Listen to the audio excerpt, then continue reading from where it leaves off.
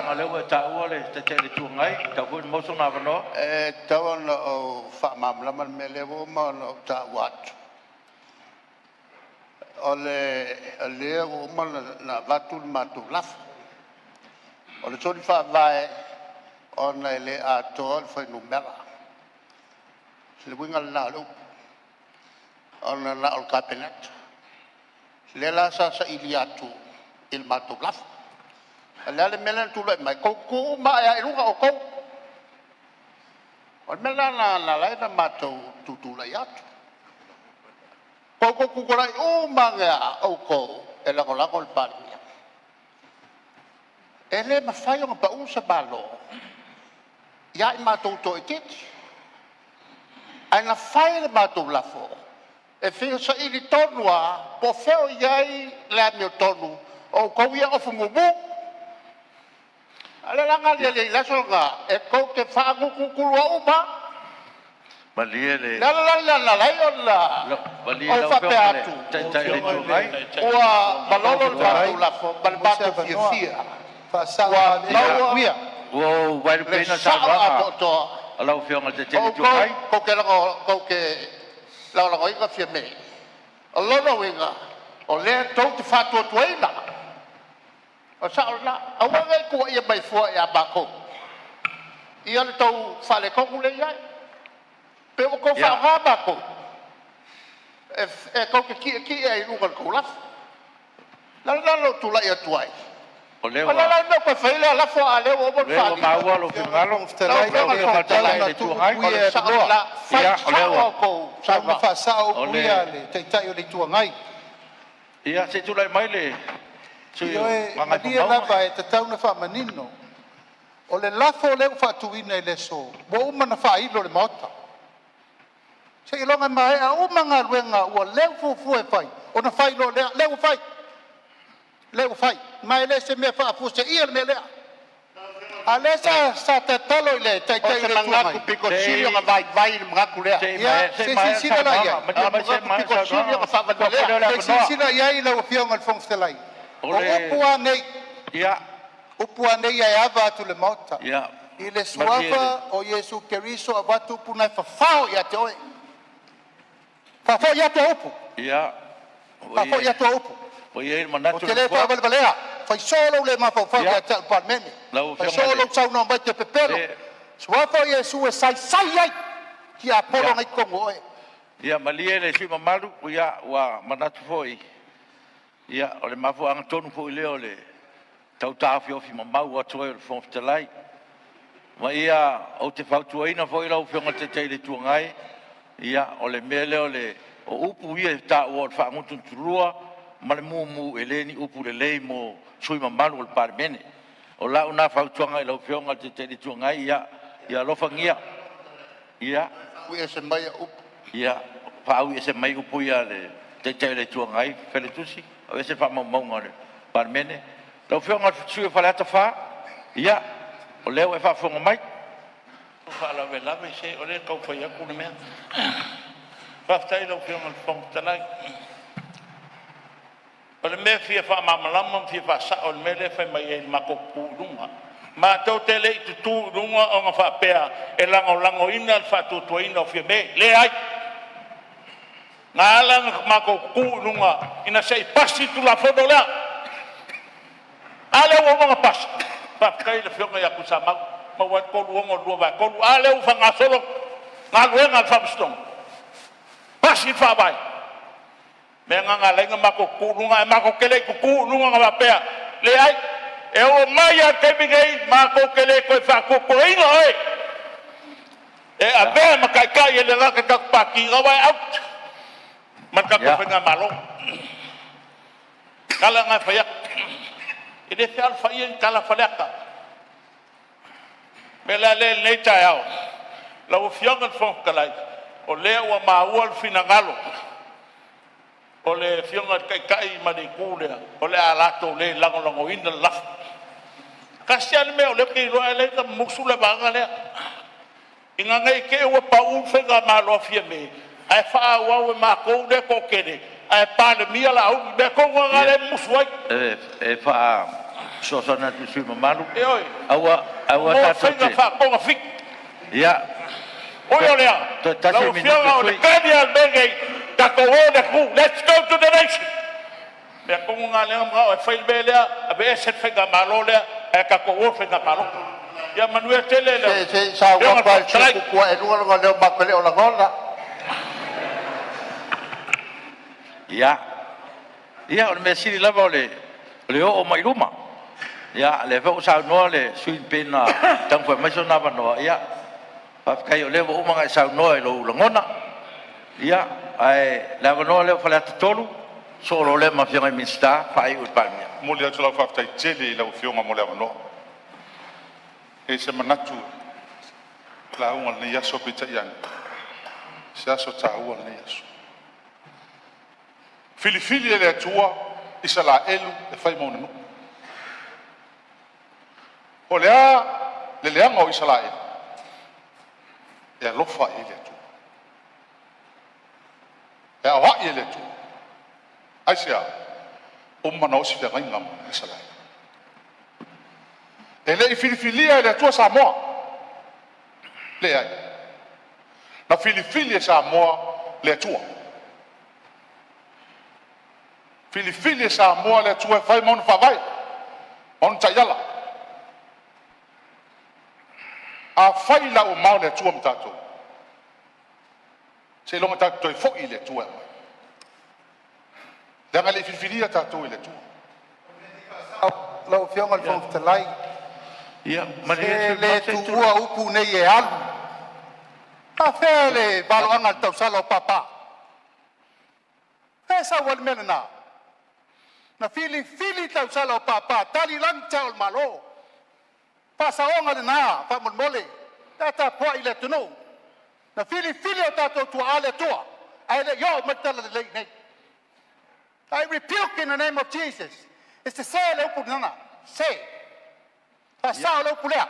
ya sui la mamalu ya maulu tai fa la le fa pule me me o to le puli la filifili e Samoa le tua fa tu spa ien fa mai filifili le tua Samoa tau tala le pule tu spa ia Tonga, tātou o tangata enu westi. Tātou e iai to tonu, sfuru lua i tu aingo Israelu. E iai ma tātou. E le nu o Samoa, lai tonu le whawai, lai tonu Israelu.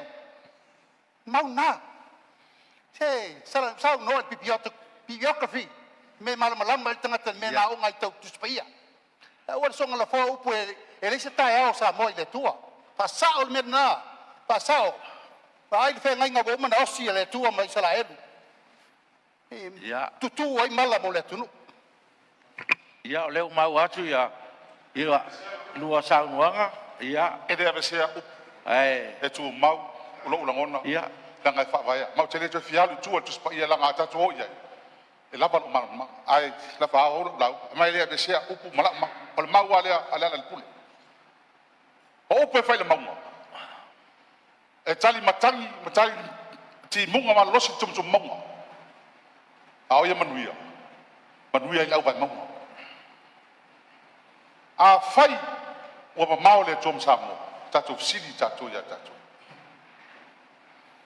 o temo kalasi Samoa pau o temo kalasi ese ma temo kalasi umalalang ai sea o temo kalasi ta fato o temo kalasi tu ilunga anga ma tu fa kelsiano malang na o tonu fa vai a yain tu la fono te na me fa kelsiano ele fa mai e fa pe foi la nganu le ala le ese el tatu tem kalasi e to foi ia la unga i tua di o tatu fa msinotu fa msinoina le tatu le ala upu fa ia e me le sa no va ngale tatu o le numela o nai o au a fai o lo finangalo fa au fai me ma o le numela va tua forti a mai integrity tau leia ma mai stability le o tupu la so sa uta o va so tene a fai to te sao le so ya te tupu fo leo te tupu talo fai pai maue pe no fai te fa fo I tua la I upu msau noanga o ni asu o malau lau ngol asu te ne te tau tala se me leanga po asu pa wala me tau tala ia wala me ka wala authority e fa vai ma mai ma malu tono pa me ni e to ho fo ia upu leso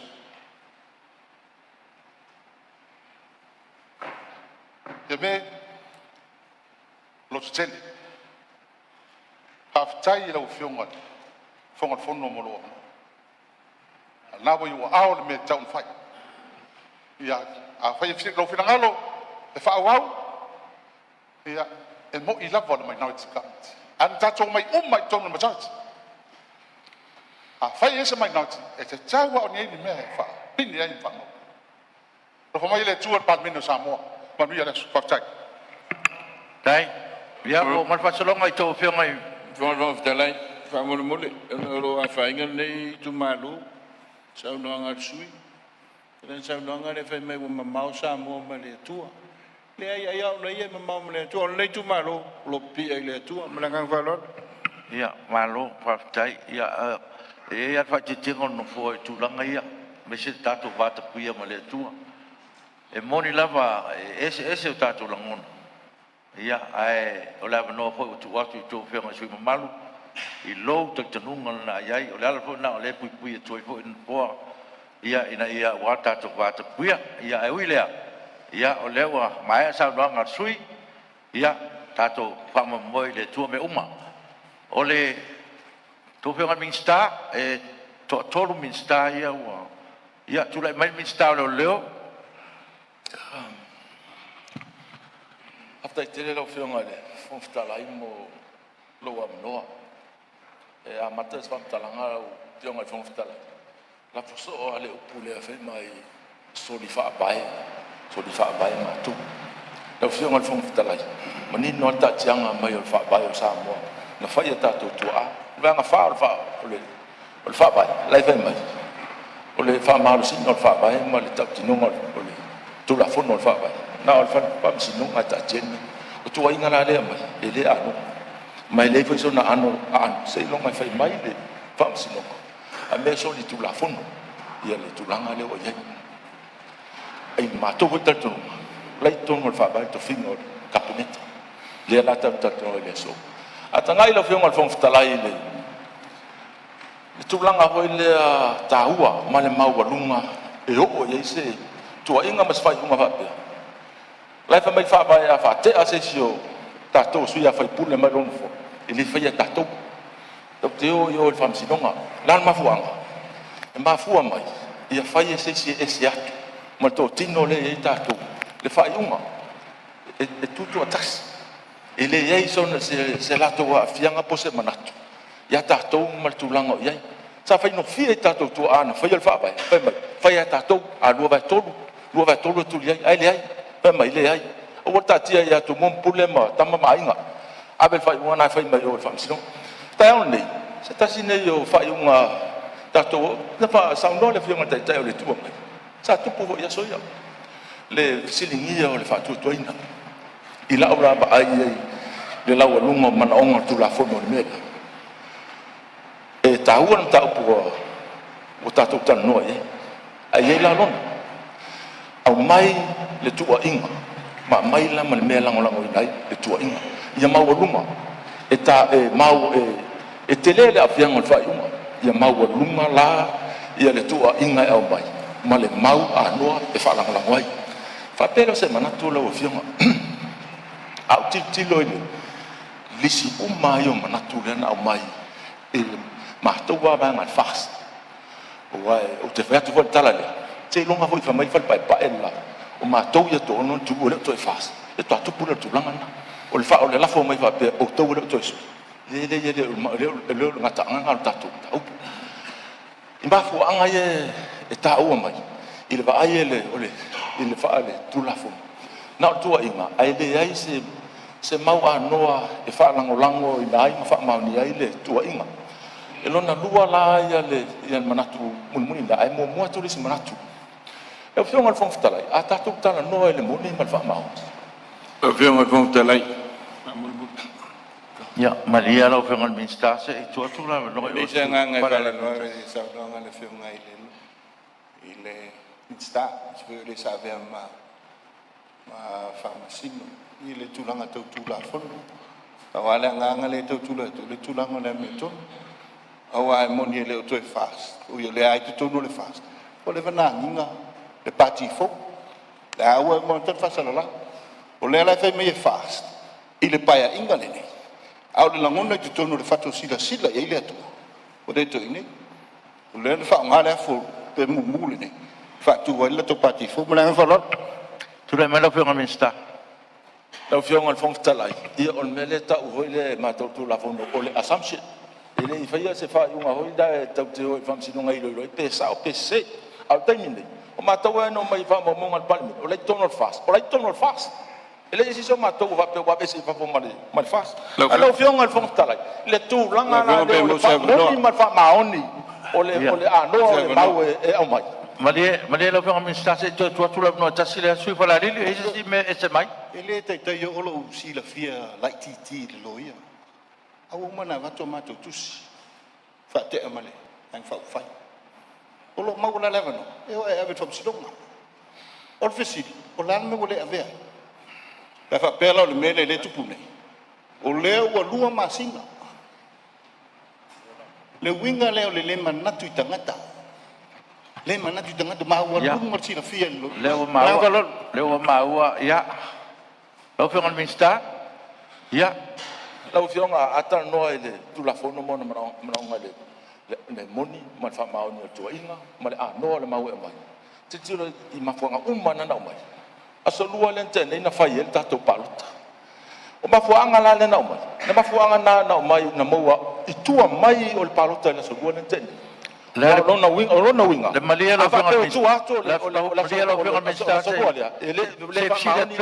le pe la palota le tau palota le palota le na au mai ele ia bang fa ele Maria lo fe ngal minsta o man fa tu fa unga no fo le tulanga le ele tau kon ta tu tal no ina tulanga le o ye le fa unga no fo mele Maria mai o le o man fa o le le fe ngal fam tala a le winga fam tala e mau ma me ia mai taimini o me na tu ato la so le o le ala ata to fisilia la le moni ma le fa maoni o se me fa le pan mia po mato o le ale me na tupu mai la so le tene o mai nei to te fai mai e ye se so tu la e ye se me na mato e se no mato fa e fa abai ye le manatu e le mato to ina o na le muli tu la fon e se me mato fa mai baso le o mai taimini mato so le tu la fon ua manatu le no fo ia o te loa Maria mai sui o fala lili o te manatu lau fe ngal minsta ia e mo me la ngona no fo le o le te ma ua lo fina ngalo ma le nganga ia ai pe ia no o fa tu o mana forsi a tu tono pa mene ma fu anga ia ma me foi no fa tau tu ne tu langa na lau fe ngal minsta le ua ma lama ia ma o e fo le manatu le o ma le vai ia ai fa soro sa no nga si vai ngal tatu le fionga pa wala le ta ua pu le ia fa tai no ia fa ta tu la mai ma ngat mo Sila ititia lea ina nei to tu wifo fo isi minista o le pula balea o le ai to tonu al fast. Malia to fionga li minista ia to ono mala fionga te mai tai pale mia. Ua fai le fai ungal fa fatui. Ai se si o to e te ai lea ba no tu la fono. Tato susu ele. O mana longo la fionga fong te lai mato tusi a esa no mai. O mea fa lo toi fale. Ia lela wa silsila nei mele uftena o le mato wa batu o le wa fu di sia ba nga fa ia besi ale fino mai ya na no fa pena atu o to ono to mari li o to le ai ma ba nga fa sa uni ol fam sinonga e fa ia men na pa fa pe o lo to fino ngalo na Malia e fo le lo te mi se tu pe fa o sa donga minsta on fa solo me fo le ya o lau fionga le ai le te whaatanga ia le whauila vea o sa mātou nofo ana le la a o sa ausi la tau i la tau ia launga tina na matou roi pepelo ma seisi mea e sa tu O le whaatanga whau la vea. Malia mai lau whiongan minsta. ale la Lau whiongan leo te lai ki mo se avanoa. Malia lau wea tu tala. Malia lau wea tu le tala. E te tala la whau la vea. E leo tau fia. Tu lai mai lau whiongan minsta. Leo leo whionga. Malia lau whiongan minsta. Leo wea tu tala na fua. o te fia faula veo Ya. o te le ye se malfa Ya, malia. a vea o fam sinonga ona mawila i o tonu na Aftai. Tano mai lau whiongan minsta. Leo leo. Whionga whawhitalai fia mo sina ua wanoa mana ngang whaloa. Ya, te tu lai mai sui whomputai. Malo whawhitai mo ua wanoa. I lei se anga ngai whala velawe sau noa ngal minsta langa le wala fo mai le malo. Se wa lo whatua i lawa whionga le nei aso atoa tau singa na fo. E alo manatu le tele foi o nisi sau noa ngala vei mal sau noa ngale whionga le minsta. O le alava tau vane le lafo le ua umana whai e le whai unga lawa whionga. A le alava tau vane atu ale lafo le ua umana whai. O le sori fono ma le lugi o le mfoa le mea le utupu mai nei. Sila via fo. O le whionga i le minsta. O le sa whamasina. A rescue di kata lor whai unga le whamsnonga. E le mwhaito e lue seis. A le mahenga le aleo mau te vai tuale mengile. Mdia lau whionga. Ya. O tu malua tu le wama te le atu lau whionga. Whawhitai. Ia, o le tu avanoa ia ma tutuna i le whomputalai whapena. Ia, ai manatu lau whionga le minsta. Ia, tātou ngālu e whatas. Ua umana whaila u tala mōmon sa anua moi fot, pale mia sa anua mai fo isui. O le nau tau fia tua. A le alaba te whina mai. Me lea, se lau sa anua ngaman tūlanga le. Toe tasi minuti. Ia, o le si tūlanga lau whionga. Mana o ngā tūlafono i le pēsa ue. Tuli le malu o tūlafono. Tūlafono e whaavai i le mau e moni. O le tau le tuli le mea moni. Lau whionga. E mana mia i le mea moni le tuli. E mai mau e whaavai ia stasi lau o manatu. O le tau a whapea e toa rufu ruiva le langolanga o. E le isa toa rufu liva o le se fulu lima le matou i. O le menga whaila o le manatu whapea o le numera te le lai o. E le wha mauni le tūlanga. Le si tūlanga le whionga lau whionga le tūlanga tuli o le. O le anoa le Lau whionga le talai. Mole langolango ai. O tūlanga le lau whionga. Malie, Mafua mai le Anga le ta ua le upula le whamaoni. O ata nau le so. Lasa ili profeta oto i e whamaoni. I leo le whamaoni o le lofa ia Samoa, me le tam whaiat. Le tam whaiat. Mai, le whaita ua le upula le assumption. Whamasino Samoa. Whamasino a whaingaruenga malo. Whamasino e tu malolo tfano. Umona inga palo le vai whaifo. o manatu o le lei, lau whionga le minsta leo leo. Lau whionga le whomputalai. Ia, mari ni mai se whaitala le minsta. Ia, o leo a mai tau atu sa noanga. Ia, whamone mole. O le pare mene le nei, e te tala ia wanoa i sui mamalu. I o la topo i whina ngalo whaalia. Ia, ai mai tau atu le sa noanga lau whionga le minsta. Ia, pēla au iri taitasi tato mafuanga mena. Leo umana whamanino ia mata opu, ia ma la aunga i lato. Ia, o tūlanga lana, pe o le mele le tau sosone tuai, lau whionga sui, lau whionga le minsta leo. Whaptai lau whionga. Leo te marama lau whina ngalo. A, o te tonu ai o le parmene, leo tala noa tuai, lau whionga. Whaptai te lau whionga le whomputalai. Lau whionga le whomputalai. Whomputalai. Ia, malia se tua le vanoa le sui leo. Ia, sa no mai le sui o ano ama. Numero mumua. So ele male, pau la vea, tapatas. Lau whionga. Ua mai se te miu sola sa patoi fuisina mātou tūtū alara. I tūranga wha fōa la mea wha leanga nu. Ia e fōringa mai. I o lea o tatu o tala are mtau. Ai le lao te fia marama i le whionga le lilo ia po le sunga le whionga le minsta. Leanga le wānginga le i le mauta. Tō te le mātou le o marama. O le atono al mafuanga le whate ai e le fast ia lato. Ina ia mātou nufu marama. O mai le o marama o mātou le i tu whainga le i whai.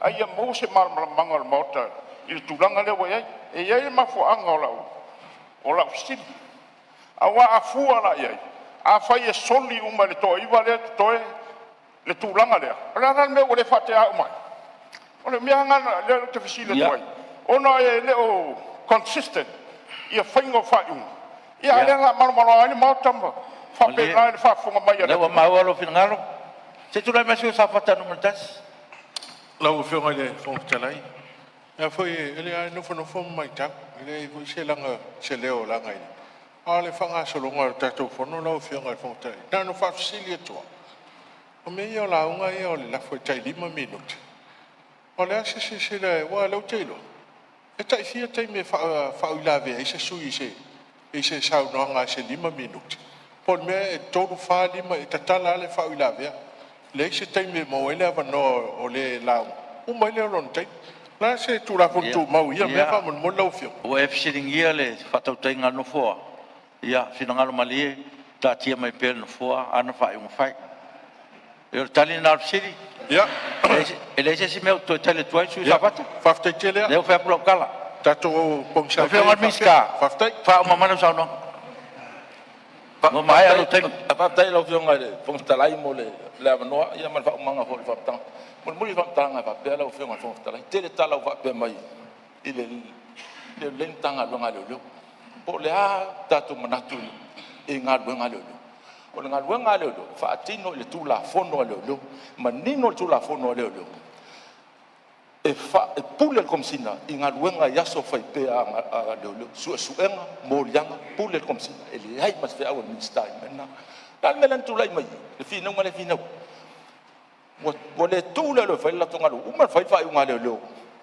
wo to le ai se fai na la to fai se mo lianga em fai na lango se mo lianga ya fa ma ni fa sinonga e no ma se masa salonga o tangata le na tu poi fa bla fai unga lo la men to fai fa mai fa wa so mai ma sa no wa minsta la il fatto non mal minsta la ma for me le to pisai lo fe un ele ono le ta ni o fa unga lo fai mo ya ma ngai fo mo to la le to pisai se ma le ya fionga le fong talai le la vai fifa malama mali ale suonga ma mo tolu ya wa tau le ma namba hol fo talai la ko mele wa o mang fa ya tu fa tuanga al fo talai ya lava pele lava pale pe ma to pel tai tu pina ngalo ya ai me se lava o le tau fa ta tu ta upuna ya ta tu wo don tau runga mele la o fionga al minsta ya o le wo fa tu atu ya o le fa wo manino lo pina ngalo o mele ya wa mai alo tai o le a fa solo mari dia su nga fa ma ma fala lili o wa tato mali mat fa unga fo talai o manatu sei fa solo tato nga wa ya wa ko le tapo inga pa mene man tato tulu mat fa lo simela ititi ale tu lai mai ona umai le o mato manatu ana fa au le mai ngole le mai fafo wa umman tau man fa lo ya le wa mai asa do nga le Fiangan minsta ya le o mau mai lo fiangan minsta ya tu lai mai minsta nga do ngchet te mole tu la fa ftai ma fatia le fionga le e lo fionga le o leo talai a o le malo tau si sa fer so o te manatu o le a to to ia sa ma fai nga o Samoa pai le to o se fam talanga sa lenga ale a fang sa olon malam mai ta upu pe ona o pe net mota lo fionga fong talai o me mo lo fionga fong talai ta lo fai e ngasi ale nei a inga po nei vai nga fai le fa moi sa fa wai le vai nga nei ta lo fai wa ese la wala fa moi na fa mai le lua fe sfur ma le ono e au nei fionga ya le tinu fionga ya ni wa fionga ya pula o fo se ina nga vai nga fai nei le lua fe sfur ono se yo mai le lua fe sfur riva va to a o mai la uli to tono pa ki ngai Ia fiong al fong talai o me ia sa li o yai. Ma dia lo fiong al. E va tu fa mam lemang o Dia lo fiong al. Lau fiong al fong Ma talai. dia mai lo fiong al minsta se ko kwela la ngoi oi. La ngale tau long sofa. E tau te tala noa i fa mau maunga o me fa ia tato upu.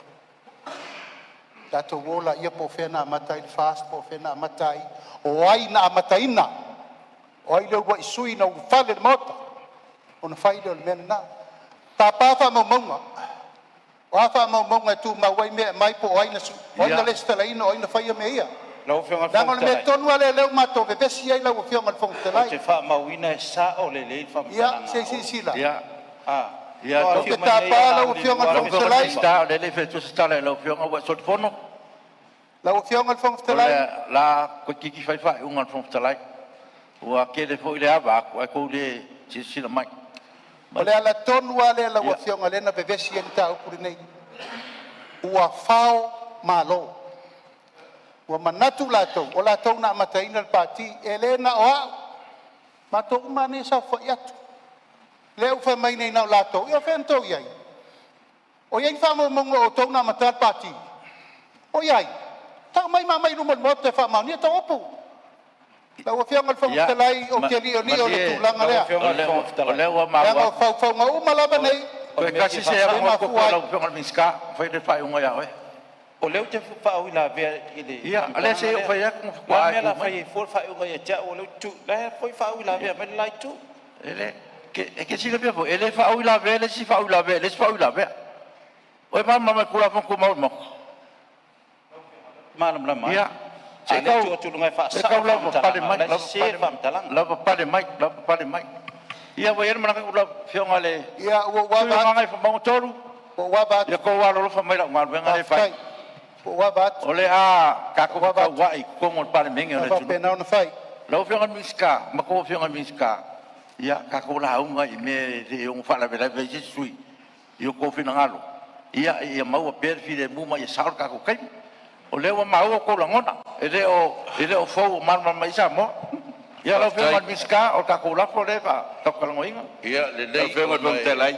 Se va no la kiti ya. Ma le su fa la lili de fa ka la se fa mo mole. Minska. O ngor ngas ngas e Malia mai. no le pan men. Matai. Wa mai ko kongun ta uput pan men. No ngawing e fai ungar pan men mo sus fonor pan men a to la. Lau fionga la ngona la fa no ai de tulanga wa yai. La mato ta walanga. O le vai nga fa fai wa fili e da tunu male tua. O le tai le pare mia na fili e da tua wa nei. Wa nei lau fionga fong ftelai. Wa ko te ke e de fina galo le tua. Ma fu anga nei me lau fionga fong ftelai. O mori anga sui o nga ngai maunga, nga ngai fo maunga toru. Nga ngai e palmia, fa mori ave esio. O mori anga. E rei se mea ma fai e palmia. E mori ai mori palmia, e de fai o se fainga. O ke E fa fa ma ngai le se ko mo ale le. palmia. Ma le lo fiong al minsta. Fionga fong talai. Ole wa e tal mo ko mo ale me le ke pui e ku yai. Ole lo ke o ngi me o la wa ave fam sinonga. Io mera le ke pui ko lo fiong al minsta. Ia o ke musu i ka ku kau a pisa ko ngol par menge me ka fela wa ia. Ia al tulanga na malia lo fiong al minsta. Ia Fiong al fong talai. Lau fionga e aba tele i lau fionga. Au ino pui e langa le wa tala loa tatou sauno. O le sauno tonu le lafo. A le wa matana lau maitua inga nei. Ele iai se me fa penati me lo fa yatu e toi abe este morianga. No fa yatu sila le le mele o fai po la tu langa. O te o ia ka fa ma nia mea. Yo e pa wala mea ala men fai. O to uma mare fa fonga le fai nei. Ala sa no le tinu. O to uma la nei le mo moto mana fa fast. So le ia ia se fast na o to. ma li li Fast le tunu na ma ia to su lima le ba ia le tunu. ia le mau fin ngalo. Ia wa mo mai lo fiong al minsta me le ko ko. Ia, o mau. E lo fa kere aku, me se foi fa con fonga le tunu. Ia o me ngai le i ka ua mai o le i ano liu o le lafo. Me le ka so so nge ko fiong al minsta. Ka sa mo sa o mele ba ku la. Fa te tele. Pe mu se ka no. Ona fa longo man manino I tua inga tu ina mai I le vainga le fa mai le lafu. I le fa mau ni pa mia. Mo tu la to e se. Lo vengo lo Le te fa lai. mani not pro fio ngat fong te lai. Lo te lai fa mu. O le anga inga, o le anga I o le fio. Ya malia la o fio ngal minska. Malia la o fio ngal minska se ko le ngol sui fa la lika. Ngol mele. Anga le upule le tuli. Le upule le tuli la o fio. O tele mai lo po le ale mele tua vanoa I pe fa wila be. A mai ta wat ele tai tai o atu le sa no anga min style ila na mata upule wa nga e tu ye. Ale po tua vanoa. Ua mai ta mea. La o fionga. I lo tua vanoa pe o ai pe ti neia vanoa e fai atu ai le tali a matou le fa sanga mai e tang. Ya malia la o fio ngal palmia. O le la ba fa ki ke fon fitalai. Yo e. Ya. Ai o le tiute I eva ai mai I ava no tusa I ava no e saunia ai fa au aua lau ba inga E le mpenga ka fia fa o la ve ko ngol mot. Le o fa menino atu. Ya malia sui fa la lili. Ya tau foi man sila al mot tu le tu la so mai tu la so mai. E ko wa rofa mai foi fon kalai man ko vengal. O le ka ko parmenge ma tau melea. Mali dia ia. Sei fa uma man sa ngongan minskada yang fa uma lola. O mga ko foi la fa fa ungan fon talai. Lau fio ngat fong te lai. O te fatu watu laf. Ono finga ngalo I a sui to tele. Fa malolo fio ngat fong Le ai so fa au. Mo foi lalo. Fa penga foi Mo foi lalo. te lai. E que de fa Se se kumua. fa rua lo fio ngat fong te lai. O ogoro le fa ma. Mo foi lalo. Mo foi lalo. Mo foi lalo. Lo fio ngal fong te lai fia mo se no. Ya. lau fionga e fa ua lafo Mo foi lalo. tu lai atu fa Le wa fa ya. lau fionga E le mfenko foi se la fa pe ngai ko ngol parmengi. Na wo foi ko. O e va ai se me e fa va e ru manga ku nga. O ru ya miska ko ru ya. Le wa fa ku la kala. Mo foi lalo. Mo foi lalo. Lau kau konga lo. Mo foi lalo. Ke do fa mau. Lo fio ngal fong te lai fa tu le la fa ave fa fo mi stai to. Ape fa po miska e ko ru. Ave fa fo mi stai to lo le ba Ape fo miska ko ru. Ya. Le wa fa ku fa ko nga. Fio ngal fong fe talai. Manino a ka to luar fa ke visiano maranga no fa vai Samoa. A o siringa tari seu tu la fono tu mai bolo na marosi. Ka pare ko fa. Il parmene. Ka to wa nu. Le so a kuai. A faro finangalo ku mai kai pa di mia. Ma e o tu ina. Po a lava tau sa ruanga ka fai fa mala malamba wa leba na sida fie le tu re unga de pa ka pa ba siri. Lo fu moni. Lo que quede, tu le langi de caria ma di. Ma le lo fio ngal kai palmia. Lo fa fa uma ya ru miska e ko ru. Walo faku ta po inga sa mo. Lo ko parmengi temge. Lo fionga. Le Le fa ya lava ku. o le anga I lava tu langa. Fa Ba o. sia rao ia tau pule nei. Ya le wa Ai ma. o ia tu la o fionga de fonga fektalai. La veina ma kau pule nei ale ai ka talo aku la o fionga ka mai kai pa mia. Fai se fai unga kau pule nei. Na yo wa au na malos. Ma faro lava. Le wa fa ko ngwa ko ru miska e ko ru. I ru ko parmengi kai minge. lau fionga fong ftarai ia tatou tu la fono o le tatou mauta o le au fatu mai le lafo ele I fai mea se fesidi ala o fionga ele fatu la ia se atu sui E lo se la fo fa un fo le fa ya. E lo se la fo fa un fo le fa ya. lau fionga fong O fa ftarai ka le ka kula fon ko maula. ia fa mauane I fa maunga ale mauta le fo I tu o lo matou tana no atu ai pea ia wa ia fetena ua matilatila lo fa au Se mele le kula me min skala fo min parmia. Se mele le ku me min skala. Ko si lima man fon kala. O le no fo le tunu. O le fo le tunu. la umtau O le fo le ku. Ko kele ka alo le fo le tunu. se fa uma Malia la fo me kai parmia. O kele ko kele hinga sa fam talanga. Pa warmea. Fa uma mai la sa no ngal laf. o le ua mau mai lo ua no mo la Ya. Sa no la fo. ele to esa manoa lo fionga mista Sa tu o le wa fai unga no fo o le avea lo wika po lo to tama i ke le manatu i tu malo le o ta no sa e fa tanga o te lau le sa fa mulmuli ai le mato ele o se launga o lo o foi launga o te launga istangata ai muli mai lo fio a fai ele a to 5 minuti o lava se minuti ia lo tu la ia tu le fa molmole malia lo fionga mista o le lava sa ku abangoa ku lava le no fo te kai o solo musa kapineta o ngale mga iang fo ko ke fisi sila me o fai me sky ko lu in ngo fo sa mo ka lofa ele ka alo se si ngo fo le tru melea malia lo fionga sky sa ngol ka mai kai pan me fa o maka ka mana fa lo ina so manatu i sa upu lo fio ai ana mulmuli atu se nganga o te le ke ena ko lo finga ai fa fitai ia awone avea leisi su ya foi pule e tau mi ai i tu malo te kasi ele ai se si o fatu ala i lo fioka ese foi pule malatonga ngana ese foi tu malo to fa moli a lewa au mai lo finga la usta ya balas tai tai ko fa malia le lo fionga mista lo fionga tuma chai palmia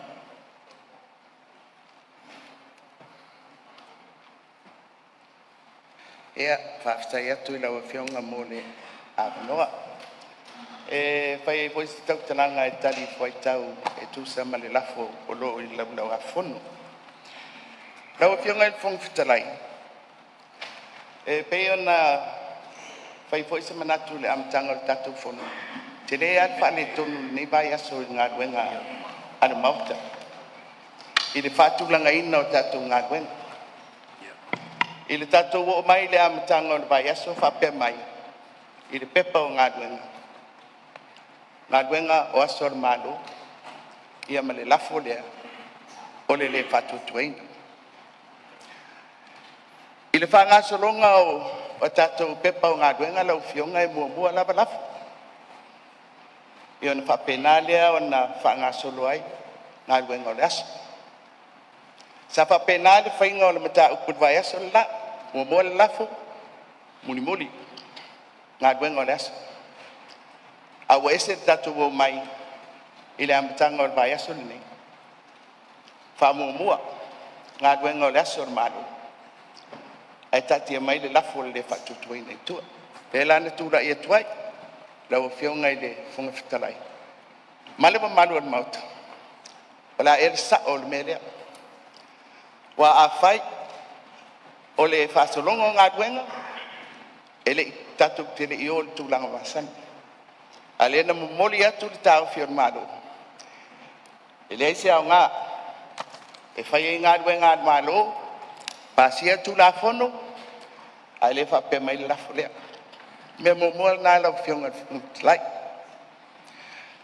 Tatu o mai, i le asolua, whai mai o le sa whai e pitu na inga o le whainga o le lafo. Le au ngā atoa, ia le tātou whono.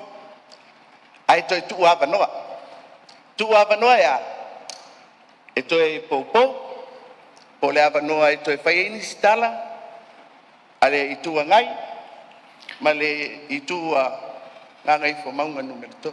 te malia lau whionga tamatai palmia te malia ua mai tau atu pe le wai anga i mai no foa ia lo tatia tatou lafo o le wai tala noa i tau manga ma le process pina ngaro malia o le lava e tu wha atu ia pepa ngā ruenga i lau whionga mai si sila iai ia le mai tau atu o le la toi anga i tua i tatou ngā ruenga wo tuna i atu mele to wha malia o le wa ngā soro ngā ruenga i palimene ai nga ia lau sau noanga il tatou lafo ia fa mai lo tatou mtauku Yo lau whionga le whungwhitalai. O le winga nāma le au tū se manatu.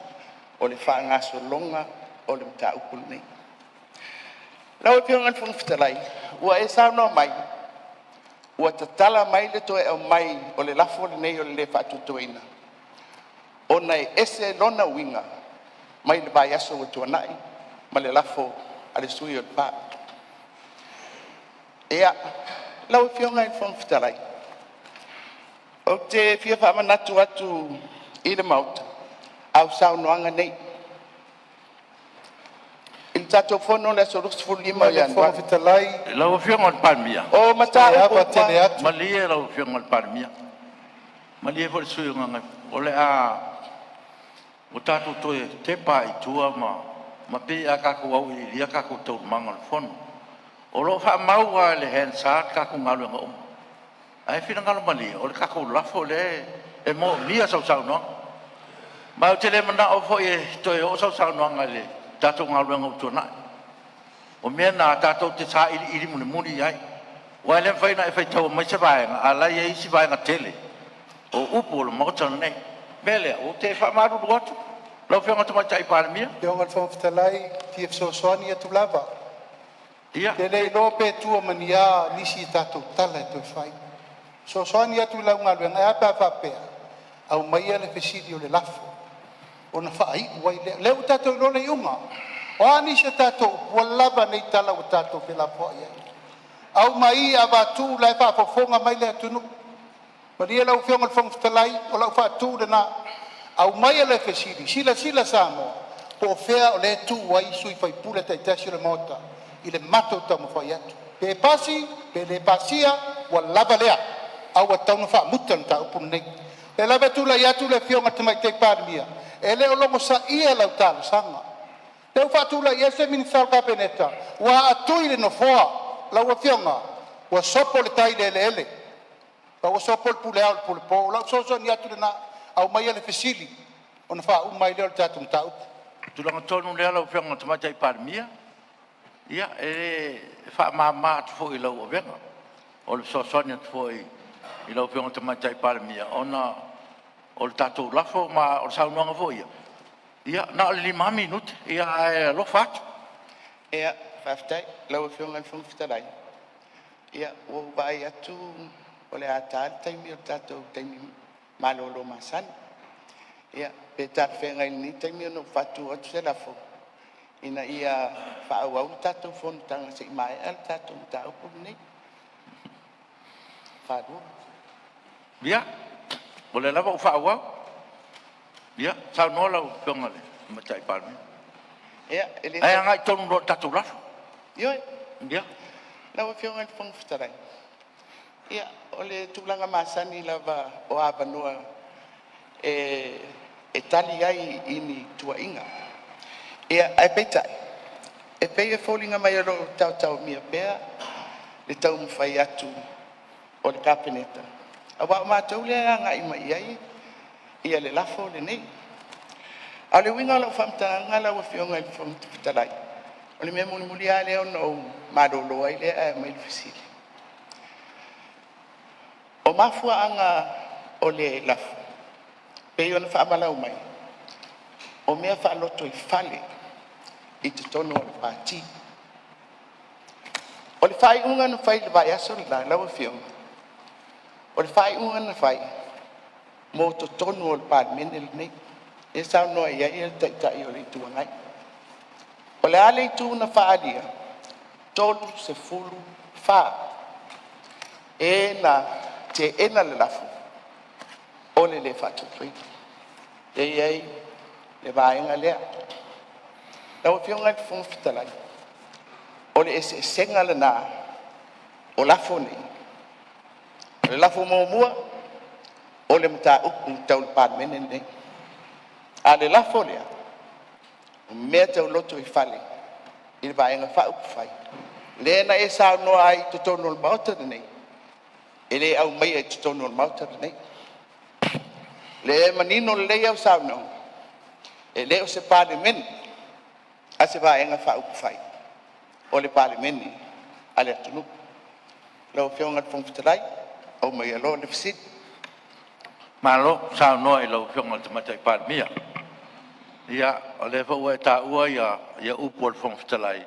Leo umana whailoa atu fo i tātou whontaru ai. le mafu anga o mafu ai ona to mai lem ta up ia ona ole wa lava ho matoi te me to te welu to wa fa lo to fale le winga na vesel tala na fon train foi la trupu tasi ia o mata upu tau fafu atu parmen peita ia la ngale o mo mai le chapi pi au ile ia le o manga foi atu tala na fo tulanga na ia ole fatinonga le tato fa me mo ia tato pa lo tau wal au ia e foi ona tato anga iai fa mai tato mtau ku fa malo ale on sai fa malo foi le sa no nei aso fa maru duo foi le to si mai non fo ia e langa wa fa lava si ta il nei aso ma wa fa nei non fo le tinu me le fa maru duo foi il pa il palmene me se foi il pa il fa fon me le tinu ia le nganga na ia e te tonu lava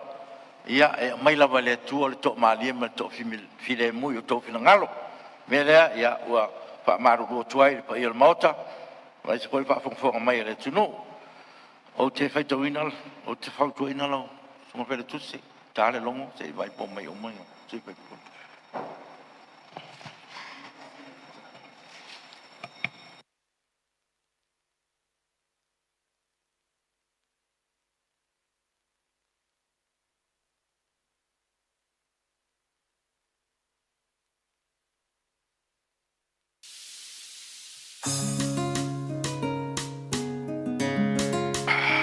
e apena batu pese tala no foi fa maru lu to foi pa il parmene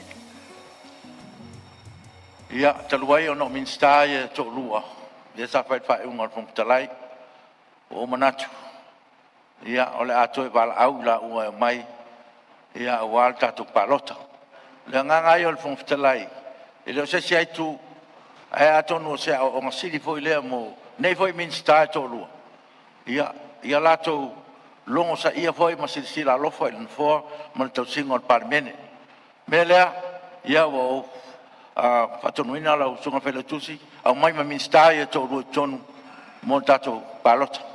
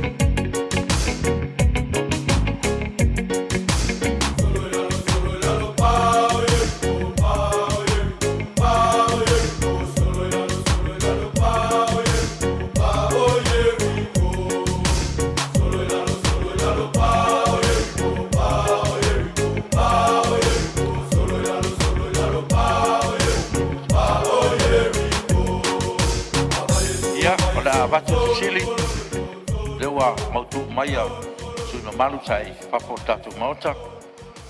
Sili, o e langolango ina le lafo, te tutulai mai.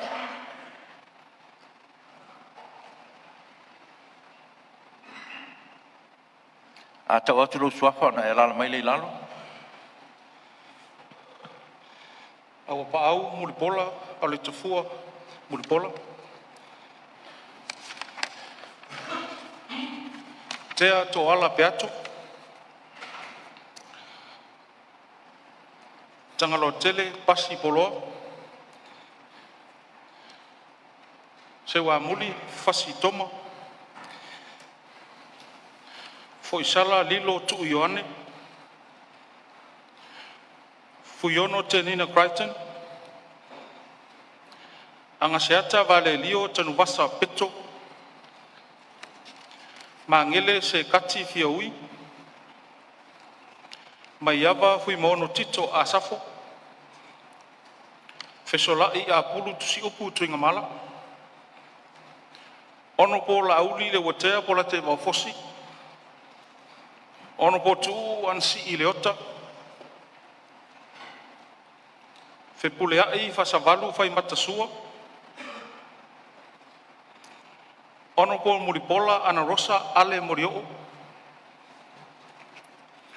Ono po toe lupe po mulinuku one semo. Ono po leota laki I la mostele. Manule leua pale tasala ti to vale. Masina lupe makesi masina lupe. Ma ale vena ale.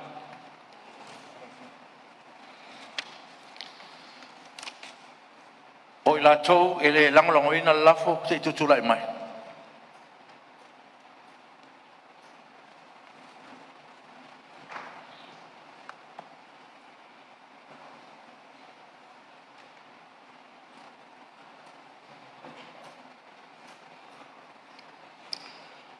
Ono po fie me Naomi Mataafa. Ono po tuala te vanga Iosefo Bonifacio. Ono po lautimuia welese vai. Ono po olo fiti a foa vai. Ono po le tinu Wayne Soyalo. Ono po valasi lua pitu fanua to ngamanga tafito silsele. Ono po fawalo Harry Jeffrey Schuster. Ono po langa aia tie tu au tufunga. Ono po niwava eti la malolo. Ono po matamua se umanu vasati sili pulfana. Ono po se ula Ioane.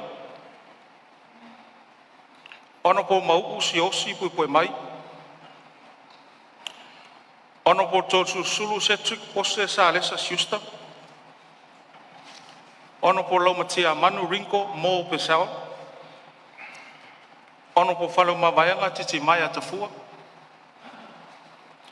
Lea ana Ronnie Bosini. Ali imale manu moti momoe mausu alofa tu au.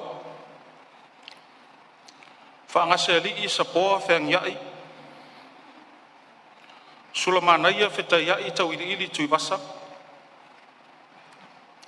Ala ia sa moe whauawo malanga I tūtong iai se pulona monanu. Pesta vai fou te vanga ena. Lena tae Victor whaafoi tamapua. Lea le pule rimoni a yafi. Ono po whai malotoa kika stawas a kau. Ono po lo au sola male malo kene tisio. Ono po lau tafi fio se lafi pesao. Ono po lau wofo fono toe nu fesili pie ala wofo. Ono po tule epa fatelofa au elua sa ilele mariele ngoi.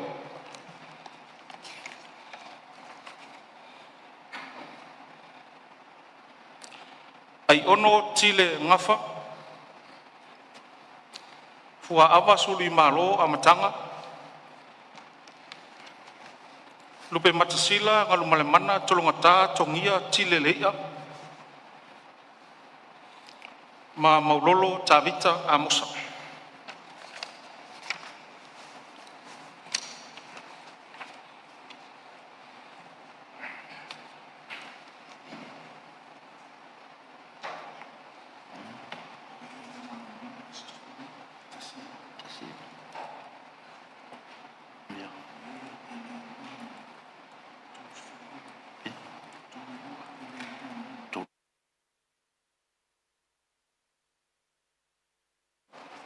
Ia o le taununga leo tato palota te kola au. O la tau e langolongo ina lafo to sfuruiva. O la tau e le langolongo ina lafo e to sfurulua. Sa. Ia o lea o te whaasisila tuai le o i o parmene. Ua te ena le fono awha tu la fono le lafo. O le wha tutuina o le kabineta tu Simon Tau tosu toru. Pui lua, pui pi. O le whaavae, o manatu ai ia ua taun whai stato malolonga e moris blabal whaafte kelele on sai o tato mauter nei aso Fionga i le whawhatalai. Ia, tula mai le sui o ngangat monga tonu. Manatu o le atle tu ua whapo e vanga e nei aso matau lumanga. Tula ia tu pea i le ava ma le whaaloalo e whao atu le mātou whaaftaitele i lau fionga le whawhatalai. Ona o le tau awa me ina o le tātou whontanga ni aso. O mātou langona o le ale whai unga wa iei le so turi luma so tātou ai. Paula valeo le nganga ato ia wha mawina. Wha mawina le sirisila mai le turu una to tofi mai tātou. O wheolo tātou tutu wa i le sa ilingo le amiotonu o le aso nei. O sa mātou upu o salala o fionga le whonga whitalai, ta urumanga nei aso ma le mātou wha moe moe. Aso aso atu vai malu i puenga. Se upu ma se tala, wha fo i mai. Le wha whonga sa moa ma le tapo i mai, o lautou wha tua tuanga ma lautou pule na mai. Mātou te toi fo i atu lapa. Me siringia i se taimi o mua mua. Ale so, ina nei o mātou wha tua tua i tangata o na mātou ma leia lea. Tasi lava le pule lo iai le whaamasinonga tonu le so. O nā oe le tua o lo whawai i le tunu le nei. Manu te le ina lau whaasausaunga, ma lau mai mo mai le nei aso. O ata inga ma mea o iai le whaaiunga le palemene. E toi oso le la, ma turi luma so tātou ai mo le luma nai. So i fua mai manuia. Ia, o whapalo sa noa i lau fionga le sui malu ngā ngai fo maunga numero tolu. Ia, malo huli to wha. Ia, whapapong ho le tino u. I le taunu unga le nei wha moe moe. Ia, tātou avele iuta. O le alawa le mea ua mai le tua le nei aso. Ia, tātou talia ma le nganga whaafitai. Me lea, ia, malo mo saunuanga. Ia, mai mode tulawa le whaafitai tele. I le onsai tātou maota. Ia, whaamaru rua tufo i le teite inganu fua. Ia, o anga e whapena. Ai, te tonu lava. Tātou te taunu ua. I le taunu unga o le tātou file mu. Ia mo tātou nofo whewhani. O awhoi ni futia o tuanai, ia, o le nganga ai o nofo, ia maua pēr le tātou onsai, ia maua le tātou whewhaninga, ia o lava le anga iluma o tātou wala wina. Mene ia whaftai, sa moa mo lau tutalo, mo lau, te tula me lau whionga tumatai palmi. Lau whionga, ai le I whamai amai le tātou whono ni aso tula I atu e. Mori atu whaile nganga whaftai le ngā soronga le tātou tā upu I le lafo le whatutuaina o le watati e whai unga le palmen. Ia, lau whiunga le whangwhitalai. Mō le anga I atu o tātou ngā duenga. Ia, o le ena mai tau tātou whontanga le neisa e le whamoe moe tau te malo ro I le aso tae au. Ia, ai, I le mai tau atu I ngā duenga o le aso le malo. O lo tutoe ia le se vaenga o le faitaunga whanua o le teuteunga o le whawae I le mtau pufo I lea o sui whaipule te maitai. Mai e lafo atu pēr I le laulau si whina ngā laulau whionga. Ea a tātou usumai a tai au. ya pe fa mai al tatou nga kuenga dia ai avatu se fa tuanga se fa sina malolonga maut pe sina rova yaso pe a si tala no foi malo fionga si yaso te fa wa o fa ya sina fiso wa ina male lo wa o tatou funtanga ni ai pe o le nganga na mo le saumi atu o tatou fa ingor ba yaso ya male tu nga fo ina ia pe tatou te malolo ile nei dua vai aso na fa nga so mai ele tatou fo ila so ta yao ya o se afsidia tu le la fiona ya o fo ina fo yo tatou nga gwen ya o le fa fo mai so yo tatou komisi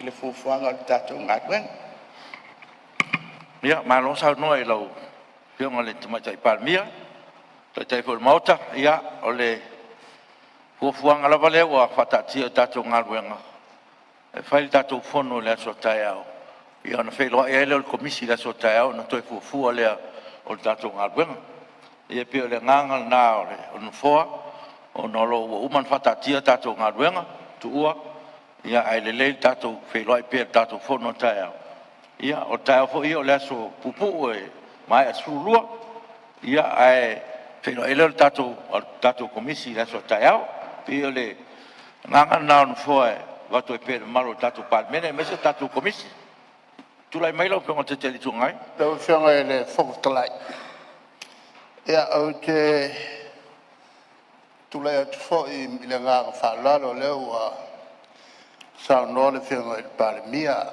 te tai o tatou malo o le fo to man tu te tai fo o tatou motane e fa malo fo lo fionga ele lo la pale fa pe vo il montenei le fengofie le falia ingo taofi ile lafo la foto a mavaya tundei ele natia il fa fon mai sa boa ele fita o tatou ngaluenga le yaso la tamu fainga ina ia maua se finangalo au tas ia fa pena lava na tatu tau fai fa malulua ia me fo I tapo inga sa molo fa fon mai ila malul malo pa I fale kalesia fale atunu fale malo wa fo ni opu fela iai ia winga ia tato mauta ele anga iai fa rupenga le moto le nei ele milia fa upu le moto le nei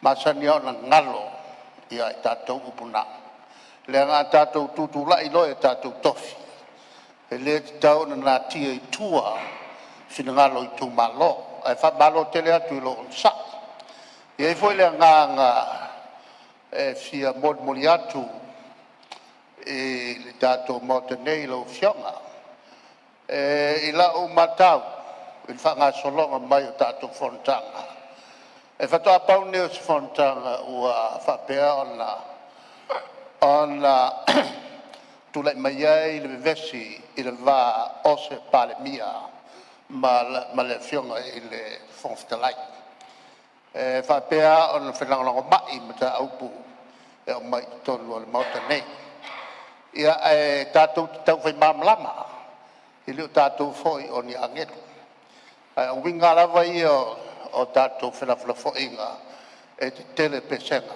ai matu lava ino mele a foi ni fale tonu o tatou uma ile fale ingo taofi ile fengofi ai fa pena on tatou mo tatou va mangaloi tai o enga tatou to al faiva I tatou ngalo ngalo to per ma to taofi tu la fono lo I nei e ia ma tu taofi I tai on level taimi e tawa taofi tu la fono mai le tu langa le lo ia le tatou motel ma ale tele o mata upu lo tatou tala noi lai ia ai ta tia la so ta to bo ni si opu a le aso ia mori fa malo fa punya baile tua il tapo inga sa bo so fu me manuia ua fa malo sa noi lo fionga te te le tuangai ia fa tai fo mo sa noanga ma ti mainga ia me se fo le fa fo me le tinu me se pa il mota ia malo la le tofa le fo tofa to ma tai pa mia ia wanga masani la val mota ia e tonu ia e dei se me siri no taua il tatu tonu se tonu nga ia ai mau o tatu felfaninga o apoi me tupu tatu mota nei aso ia tatu fa mangalai ia e fa penala le wingo tatu mota pe fon sa no lo fionga te tele tungai ia tatu avele yutal nei aso tatu fa tai le tu le o mai al tatu ngaruenga ia ele se malawafe ia o apoi ni vesinga lava te tai le tunu ia o tonu lava mota mele ia e nga foi me tupu ia e fatu ai foi le tatu saba de linga male anga lumanai ia wale to singo tatu mota mele ia me pisine taua le tatu tonu unga ia o ele manatu ia ole a fai tatu malo longa molne aso ia on tatu toe to fiele le aso taiao ia e mo le tulava le fa tele i le pa io Samoa lo a tapo inga ma lo on sai mai ia ma lo la volta poi fa tai talo le wa i mo manuia le fontanga al parlamento ne yaso ia me se fo le fa fonga mai ma sisi mai ia wa matu batu ma lu puenga e le fa fonga tapo e mai le tuno vele ia tato tele tol po ta sangatu il sui malu o no ma anu mutasi ia sei Hey, don't be that guy or that auntie ignoring a sore throat. This isn't just some drinks and lemon tea in your sweet situation. Untreated sore throats can lead to rheumatic fever. Nobody wants that for their family, eh? Go get your Pepe's sore throats checked at your GP, school nurse or pharmacy. It's quick, easy and most importantly, free. So come on, whānau. This summer, take care of your tamariki. Get it checked and get it treated. For more info, hit us up on socials at Stop Sore Throats or visit stopsorethroats.nz. Tala falava Samoa o foi nei o eni ma le tatou whare tā wale la wiloa o le Car for You. A whai lava ta sa ili sa tā wale, le aise lai sene pe maua le lai sene a o e whaingaluenga tū mau, ma le leilo suafa. Whaingo fia lava le Car for You na fsoswani mo oe, maua le tatou cashback pe a mana mia le fsoswani. Talofa lava Samoa o a foi le nei o lofa, awa nei ngalo le tatou Facebook page o le Car for You, pe te su mai le matoto atu si tolu se lao Craysel Front Manrewa, pe flaso tai mai le mato telefoni, over te lau lolo a fitu whaiva na walu, pa fisili mo en po alofa. So whasei fua. Tā pena sau lumana I manuia, ma su e sau whailonga I le soi fua maloloina I le Skill NZ. O le nei whailonga o le mawhai ona e au sia senga luenga, e maua ele tutongi e a mata mai I le luas futa la I le tūla. O lo o maua le avanoa mo e a lala New Zealand, whapea fo ie o lo au mau I atunu I whafo. E tele fo ini simta upo ese e mawhai ai ona autawina I oe. Pili mai loa I le ovat se lau, fitu 5555 ono iwa. Pe e-maili I le info@skills.ac.nz. Mō nisi whamtalanga.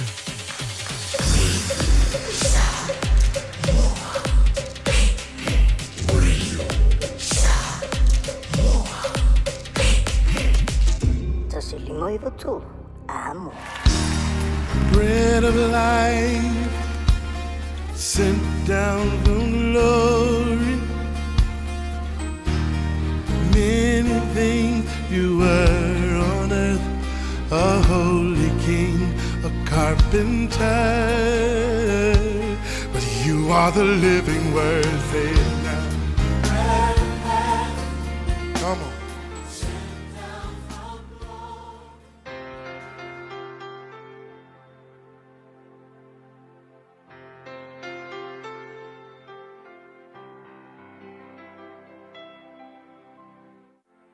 Au te whawhiroa I tātou atunuu, mai tātou porkalam mele nei, o le a reto le ola I le nei fo yaso, ma lo le soifua manuia. O le Isaia 5:4 whai upe se fulu e whapea, a wai mawai atu o atu maunga e luruina fo I o maunga, a o lo ua lofa e le mawai atu lea na ia te oe. Ua fetalai mai ai o Iova o lea lofa ia te oe. A le upu mo le asu le nei whapea, aua e te melea lea lofa o le tua. O le tusi le sa whaitauina, o le whaitau e whatatau i wholafolanga le tua na whaia ilo na nuu o Israelu. O lo na nuu lea whai mai sa ia sasa ia te ilatou, ia mana ia whaasala ia te ilatou i te leo teimi. Peitai, o le te leo teimi e koe whaafoi mai le tua le nuu le nei, mai e tausi ia te ilatou, mana tai ilatou i lona ao malosi i le te leo teimi o le history o le nuu le nei o Israelu. Lea la o lono fina ngalo na whai ia Israelu, ia aua lava ne i whaangalo ina e Israelu, lona alofa whai pea, e ui mea na ui mai ai, a ia toe tepa Israelu, ma ia latou wa aia i lo latou history po le tala anga o Israelu, le a ao le atua alofa i lunga ia te i latou, sana tai i latou i le tele o taimi i le tuanai. Le mga o le atua, ia tepa taula i Israelu le tuanai, ma wa aia lona alofa, ia latou manatua, le alofa tele o le atua e ui, ia latou ngasala me mea sa whaia, aina whaola mai lava i latou matai i le atua. E whapena fo i lase langona o le nei aso, i le alofa o le atua i lunga o le tatou atunu ule nei o Samoa. O le tele i o mea e nofo le lei ma ewa ai le tuanai ma le history o le tatou atunu. O le tele i o mea ua whaamanuia mai ai le atua i le atunu ule nei o Samoa, tatou tena nofo ai, mea mua e te wa ai, e ke wa ai alo na file mu i lunga o le tatou atunu. I le nei foi vai tau e uina lunga la lor tatou atunu i whainga upu whai o lo o iai. Ai ke wa ai le ai ase vevesi. E vevesi a te ngata whai upu whai ma le vaenga le tai ma whai ia politics o le malo. Ai e wa ai a o i lau whanua Samoa ma le mea o iai Samoa. E file mu a le atunu. Te nga wha vevesi mai te ngata e mai mua mai whafolka kua kumu ia ma Samoa ngei. Ai le ia se mea o vevesi. Le lawe file mu ia onga o le tau singa le atua, onga a aolofa o lo pui pui ai le atunu ule nei. Lua, le si mea taua, o lana pui puinga. O le pui puinga le atua i lunga le atunu ngei e makaukia. Ai mawhau pea ma le tols fulu maun tupu tau sanga umamai, sa whaina i le atunu i mea wha malolosi fo ia. Ofa mawalelia, maisia whanga muni mai. Muli ange, inga ua amata o nga mai wha, ia na amata i ona whaia ma whaatino ele malo sa iai, se i o mai le taimi le nei. Ia meo te talo ma anapongi amatanga o tausanga uma, e talo si ai le manuia o le atunu. Le ala so wilo, mai le tolu se fulu mon tupu tausanga, e le iko iai se a wha, e a wha ina ai Samoa. Ai ai nei tatu nu utua oi, wha fia o nga kaia ngai ukako uso atua oi, tonga mafiki ma isi no uia tua o tatou fa fio nga fainga ia fa malolosi na ia foi fa ia fa longo talo le tau por vai aso kulea na foringa mai eva aile le aka le matangi e vidi pe vidi mai sa o le la direction e o mai lungo Samo ai alua ke ia ko pio ai pio nga isi me o nga isi ku so le mele tatu te loai le lofa tele o le tua i lunga o le tatou atunuu nei. So, o le mela, o le upu mo o le aso ngei. Aua le melea le alofa o le atua. E ao o ngā mga tua pe le tatou atunuu. O lo o iai a au alofa o le atua i lunga o Samoa. E le ngata i lunga o le atunuu. Ai mo oe fo ia malogo o langa teitotas. Nau lava o langa. Ia e manatua le alofa o le atua ia te oe. O lo o na foa ia ki oe le ola ma le malosi. O mawhauwhaunga le lei, e whai eilo o langa, ma whai eilo o ainga, mea ngā le lei e watu e le tua, o mea e mafua mai, o lo ngā lofa i te oe. E lofa i te oe, e lofa i le atunuu le nei. Ringa la le upu mo oe le aso le nei, aua e te whaangaloina, le lofa o le tua. Aua lava e ke meleina, le lofa ma le anga le lei, le tua.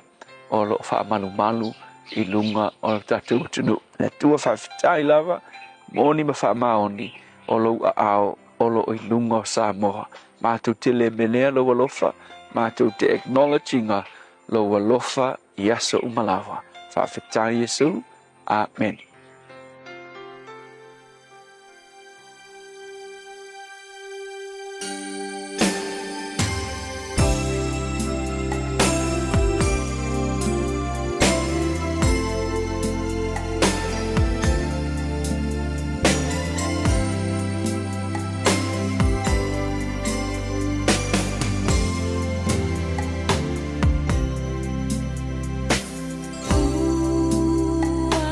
Te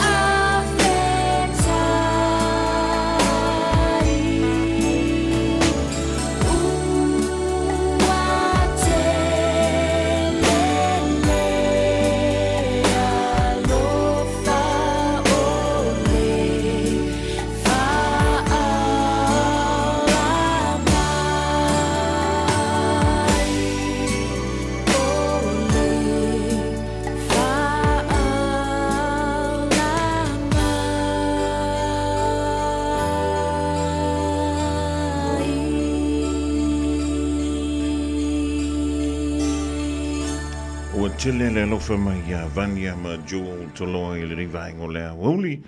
A lofa na lofa nei a lofa mai le tua ya i tato nei i le nei ya holi ma tungo fiola stofi le nei le so ono. O le nei masino mati lua hafe lua lima. Polo kalambe le holi ma funga mua. Antonu o le nawa mawasina taimi foi lele ti tau mana vai tutonu ya ma e manava mai i fafo.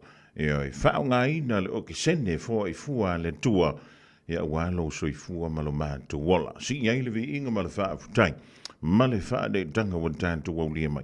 Ia le ni tu lao le aso. O ina ilu ilu ma talo tātu te fisi le wha ilu ngau pēu ma ngalu o le ea i le ni vaengo le a wauli. Ia e talo sia wa umana inu au whala au. Oi. O le tūlanga e pio re iai. Ia le fontanga al pāle me le stemi o na tātu wanga ia tule. Iai ai mōmōna. Mole antulanga ngā whaaptaile sunga i le whaiwhau. Ia pasta lafa e kopa mo le tātou polokalame o le a Rito Leola. Ao ngā ianta oe, lelei. Ao ngā ianta ita, lelei. Eoi, ao ngā mo i tātou, oka. Ia o le au ngā whai ngā mea. Ia ai toi mo seisio na whaapoponga i le teimi masani le aso atai au. Talawan toi le tō whai pa u toi mino. Eoi. Ia mo tu malavale mafuto me le rivaengo la wuli lunga o le tautua le Radio Samoa o penga te wha i langi lunga o le social media tono ni sila mahanturo e mau ma lo le soifo maruia ma le langi e mama. Tei nane au au na pa ia le tua ia o lo tau suina ni pawai o leo le tono so se fanta fai tau langa ma lo le tatalo ia ma lo foi le ono. Saita mama tina ma tutua le ma lo si o le do tau si o le na au datu na ia tatu whanau ia onga i le neia sotofi. Talo fa Samoa, wa ule ne yo kasputi alu, a wale suia le ngila wa ule kio. A eva mai ina se fudu lima iwa kolu, a mo, Radio Samoa, vevela a. Ai le ifa wa wina nisi o tātou polgana. Ia, o leo an tonu mei nisi o nei o tātou wha silasilang. Wala wale longo pui ili i o lo taupa ia malo o tau mamalu. I oe, a whai o yengi au pili e hao o na tutongi le so. Ia, ua te tau ana whai ei sau fuafuanga manu e le i tuu iei lunga male tului. Ana vaenga whai pili. O si o vaenga na ia teimi e longo mai ei tātou. E wale teimi e whapopo mai ei a tātou. Ia, lelei, o nisi reo tātou wha silasilanga o lewa tonu mai le official Radio Samoa mo lo sila fia. O ringa lo sau lo minga o le tusi o le songa fantasi ma lo minga o le vau filifili e mawai fa lo penga o Samoa i sisifo tutuila mamadua o nisi o tala tu o Samoa o ala ngā opu o le matafa i o le matai le whainga o wha le walawe pe o whai puiponga ma liu o le o siusinga o ainga fe sila whainga o Paolo o si i whaaloalo whalanginga o e kālesia ma le tele o le ngangana o whaaloalonga e na o le fitu se fulu tāna le tau. Na o le visa fo le Radio Samoa i le tolu pān tolu o no Hobble Avenue Marukau e maua atu ai sau luminga. Morisi whaamtalanga wala au le lua o na lua tasi lima i watolu, lua o na lua tasi lima i watolu. Ia pētanga iane lunga o le shopradio.samoa.co.nz shopradio.samoa.co.nz e whai mai ai ia lau oka whaafetai.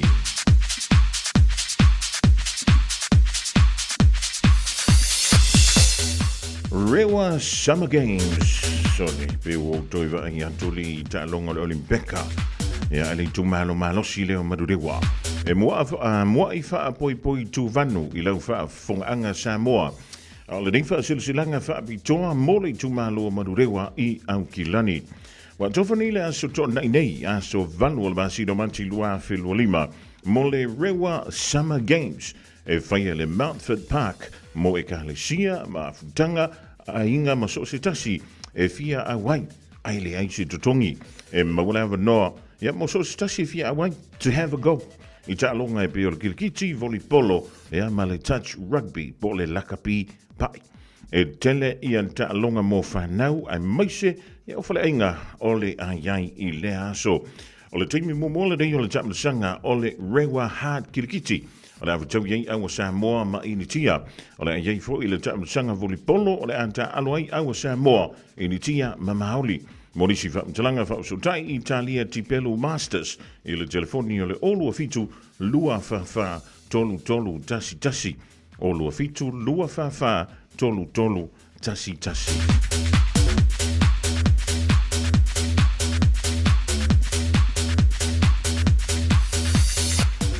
Silsilanga mole tu malo si omo fa tu lo sa mole a mala te nane feo yo le tu ai so se fata ai o se lau le leile ne ye momoli en toi se nga fa atai a o se fa malo mole tu malo si omo le pa ia sa so mua ma tama ya tu umali le fale lua tu la fale ya utai le o ma le fale tolo o paolo manga fa manu ile nei no e ui lava ua vai se ngata tu te leo fei loai e le ngalo lo wanga le nei.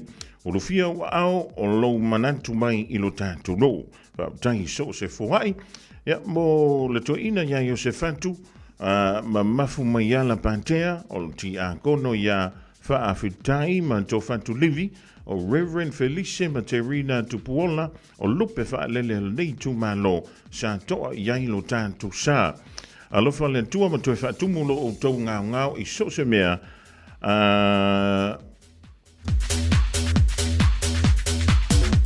ia ona o le tau alofa ma le tau wanga le lei e toe whatu ai foi e whamai o tu anto ni ngā luenga le lei e toe whatu ai foi nisi ngā luenga e pito i sili ona la le lei o tonu mai le tātou lau le tusi le kāle si kātoliko i si umu e tasi lava le lotu lei tu tonu o le tātou whianga na o sina vai ngā tupe le titi e wha umai le hola le kalesia e le o se mea tele. E maratu le lau se i o tātou koma le titi ia mo sina taimi pupu. O le toi longa tu leo le tuma lo o solo mana mea kako. Wha fongane le radio Samoa ia mo se isi toi vala awantu. Ia pe whawhanga ia mano si le mao lau telefoni e te i la wale tatangi. Tai lo se nia le tātou wha silanga le da e to whai ono tupu ola lafi tu la, to whai ono Samuelu Tanvasa ma tu u talai pā tu la pou. Mole tu malo. Morisi whamtalanga, so te ifo le numero leo le o lua fitu, lua ono iwa, fitu wha lua ono. O lua fitu, lua ono iwa, fitu wha lua ono wha whitai.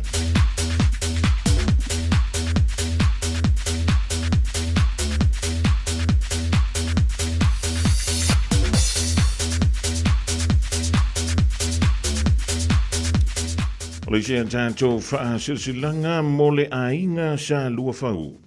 O le asopo ia le manvale i le whangantia sau. A wā ua sau ngata fo i le tia. E pei o le tanga tia na iutu malama le mele. A wā lau whaanga sa moa ai maise upa ia maululunga. E tū mau pēr mai le amatanga e o antu le ngata anga. Tulau na lava. I le tele ma le wha aloalo e toi wha amaratu o tuai le ainga sa lua fau i le pitono o tawhito i mangiangi. Ai meise paulo mangafa maululunga e malu aisi o mātu ainga i Samoa ma tulu inga e fia o le lalulangi. La tātou mafutanga masani e whaia i whaai unga o masina te tasi o le awha tau nuu i le aso lus fuluiva o le masina o mati i le tu lai lua i le awaulianga i le wha i le fiafi. Whaia le i le mauta o le teite whono i le se fulu wha pe Salo Place i o Tara.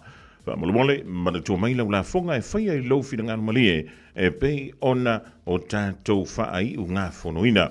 Anga leila tua moli antulo o tau soifua i lona anga lelei a wā i le tātou whisilifa inga i lea aso wa tō whaina.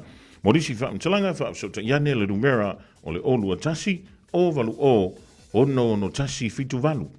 Olua tasi o valu o ono tasi fitu valu. Wha taiolo senia e le tai fono male lau. Male tātou wha silsilanga muli leo tonu wai le rivaengo le awauli. Mole a inga sa Marina e sa le la valu i savai. Tulona ia upa ia sausaunga tā sa mo. Lulu antu ia whaatini o tausala. I le ama male wha alolo tele e tu ina antuaile nei wha silsilanga e wha pēr. O suli uma ma ila tō e iai so tanga i le sofa Marina o sale la val. Wha mole a whai te mo o mia sau kopi o le PowerPoint na mai mo ina i le tātou mawhtanga i papa toi i le aso lus fululua o Februari lua whelua lima e tālo sanga antu wha mole wha o mailau i meli i le tātou ofisa o na maua antu lea o lau kopi. Ai morisi wha mtalanga wha o iane i le numera o le o lua tasi tolu lima valu ono wha. o lua tasi tolu lima valu ona wha tailo se nia le tātou wha silanga le da Epi Rosa Marina Fipulai ya mole ainga sa Marina ile fio anga lea o sale la valu ile motu tele salafai. O disi nao tātou wha silanga le tolu mai le official radio sa mole ni fo i vainga o lea woli ina uto i vana imidu tuna tā lea o le tula e lua. Radio Samoa. Taslima ivatolu amo.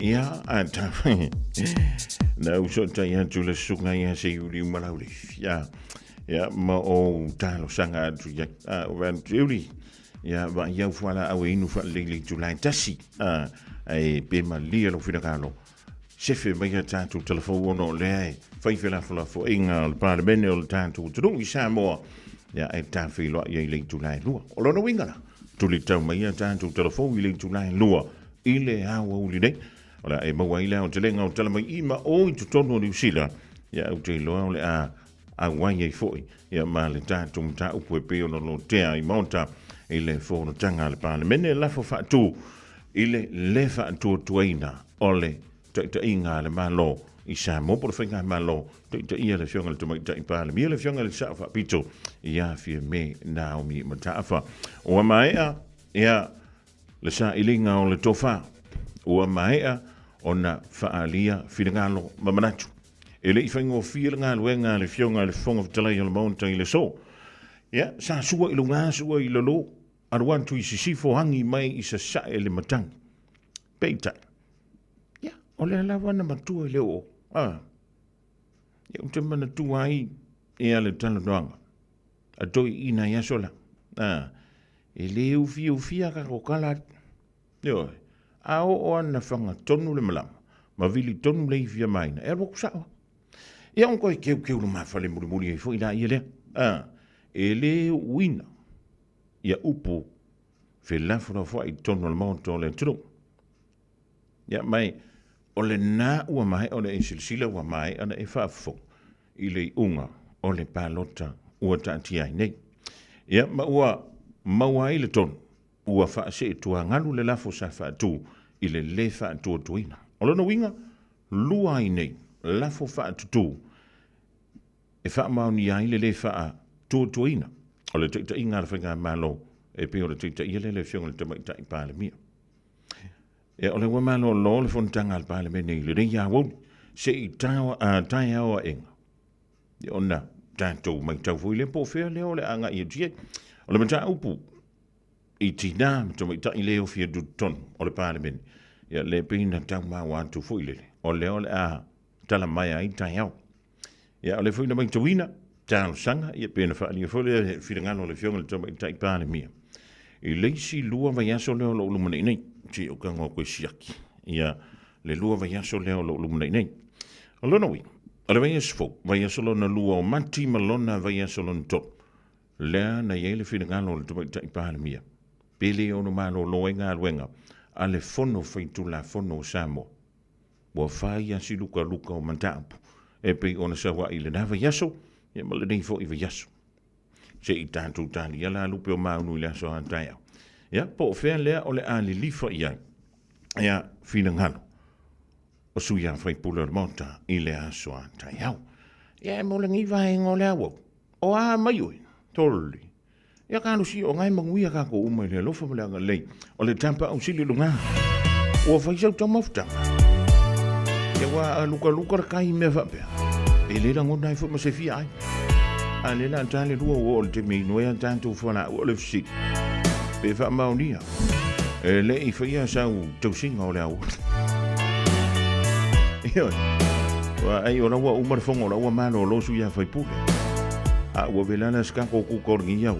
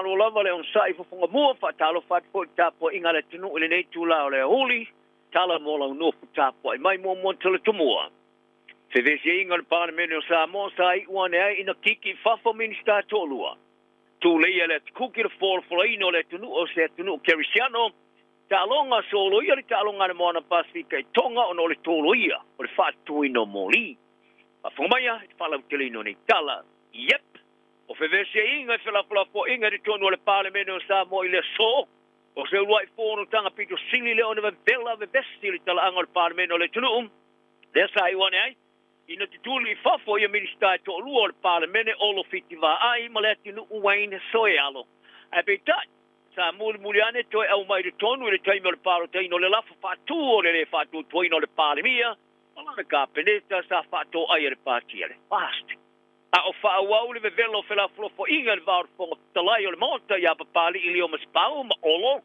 na fata tia e olo se lafo mo fo talai ma le stui fo talai ya au muli pola alo tafua e se te pese ile taimi vave ona ole fete na io ana la fa io fai ma la to finga tu tasi ta fa leo e olo ma le atinu ia le malo se le la fai tonga e tu sai ma fai unga fo talai ele amara ia le lafo mai le kapeneto tu ia ile fai tu au o papali o fa tonu ai lo e papali e ave fa fo minsta to lua sa te ena le parlamento ia le lafo fa tu o le fas o le fa tu ino le parlamento ma na kapeneta ora tu e fa wa uli to wa fianga al parlamento ile so tao e talo no ina ia to te ngoni so tu la fono e ele te tununga ste mo le nei tala al parlamento wo ia se tu ai ngo tena inga de fella ai mai se le lu to wina e kapeneta o le tulanga o le fongtalain e pe ona longo ai e papali le parlamento ma na minista o le no fo le tunu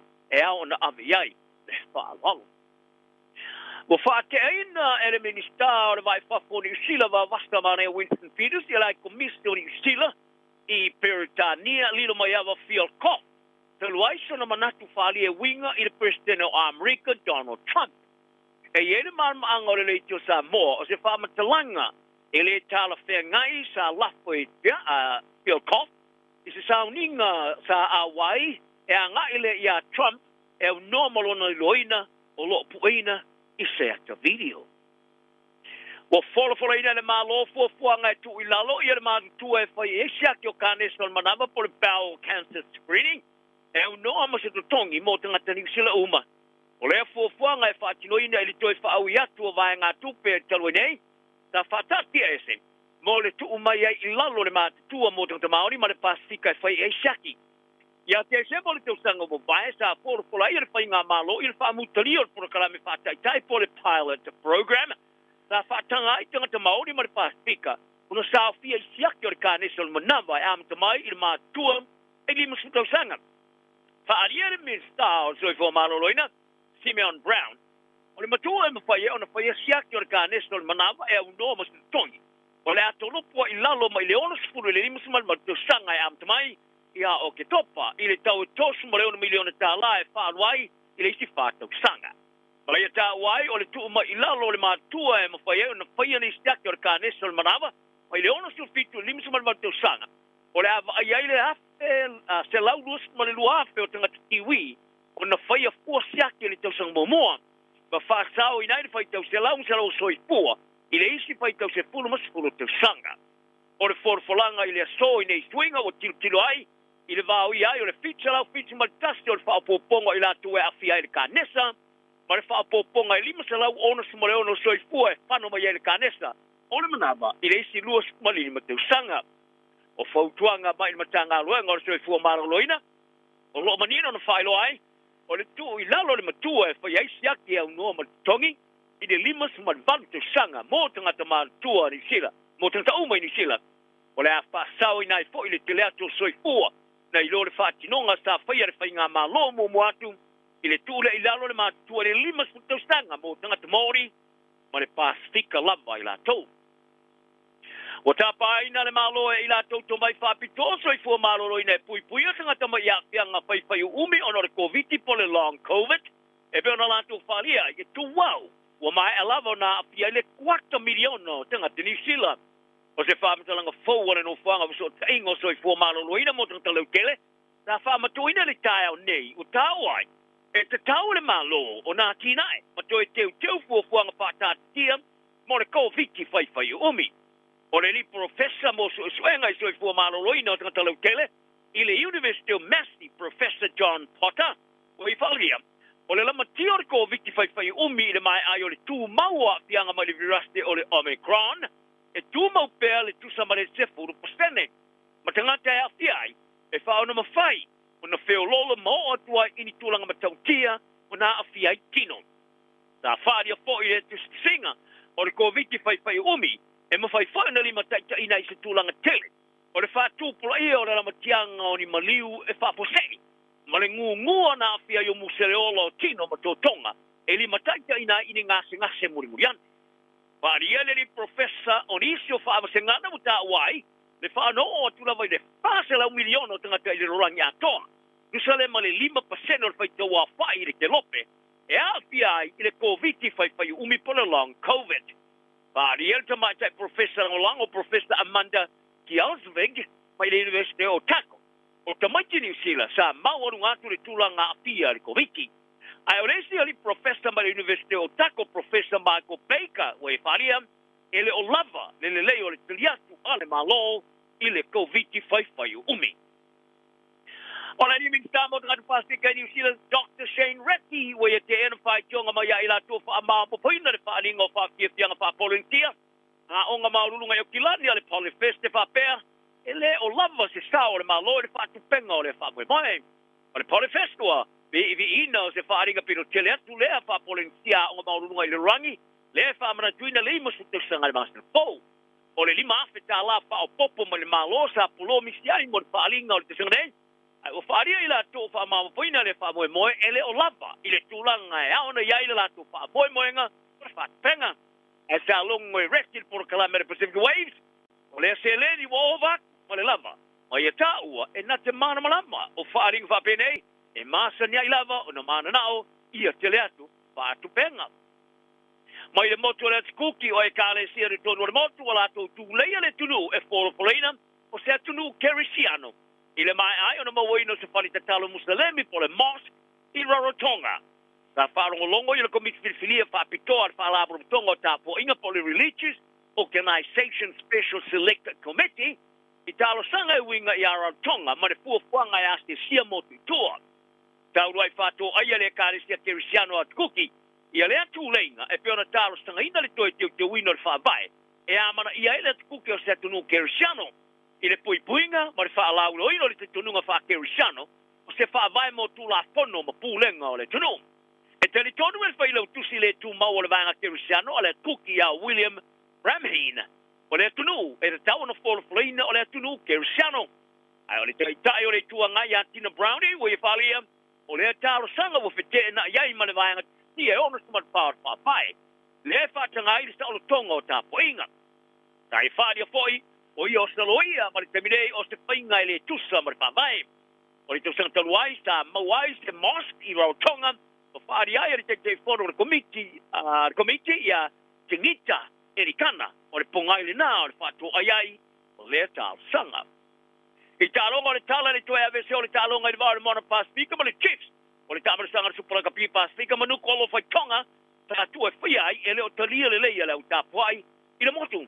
Ta wha maonia le tomatai ofisa silo le mona Pasifika, Debbie Sorensen i le maso nei. O whai ere whai unga ave se mai le talonga ma tonga taruai ni lui tau ngā luenga whatino. Mai e whaaria, e la ngona le ngā lofa tanga to le Pasifika wa o le mele na sa latu mana na wai e pitai. O le ale mwhenu whata unwina le talonga le motu, ono ni mafu anga ele o iairo la tumalon. Ai wa mai alama no tiro e whaia leo le talonga i tonga i le lua whemare rufuruono. O le ata alo nei la le mona Pasifika ma le Chiefs i poke tohe i le sporele lusu tasi o le masina neo mati. O le talonga mua leo talonga e lua e tari malo e le mona Pasifika i le malai le tau tangdei. E lis talonga e whaia i le asa sumarivo Aprila ma le ACT, ma le ACT Brumbies, Australia. O le ofisa silo le kapia tonga ai sea aho le lei tai palia o le whano noanga o no wale whaia le talonga i tonga mai e tau ai o le tolo i o le whaatui no mori in malai o le popolenga o ne whaono api ai le talonga sa fōpue whaia i le ono i le fiafi o le mawhai ai o na whatau wina. Walang ng inan pa yaong nga na kapia le Queensland Red ya list kiss. Ya so se tamata alo ile mana o alo ni talo nga mari Crusaders.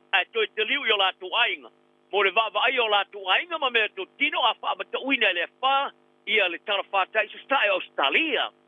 O le fa le Terapika Alfred o le ia fa mo e tau nu o se fa tulanga ina lua por category lua ile va vea o le sto froile. La tele no fanga lo kapia le Red ki Brisbane. Ma awina tuai de mamafo timunga molonga e lama tia soi fu tangata. Umai rava na tau nu ele Red ki Kalai State mo ri talonga ma Crusaders.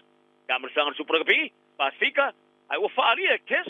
Ora a faia na au me uma la tu me faia sto sto ne ai ia na tamata alo e toi fi taliu yo la tu ai nga pa tala fenga ai.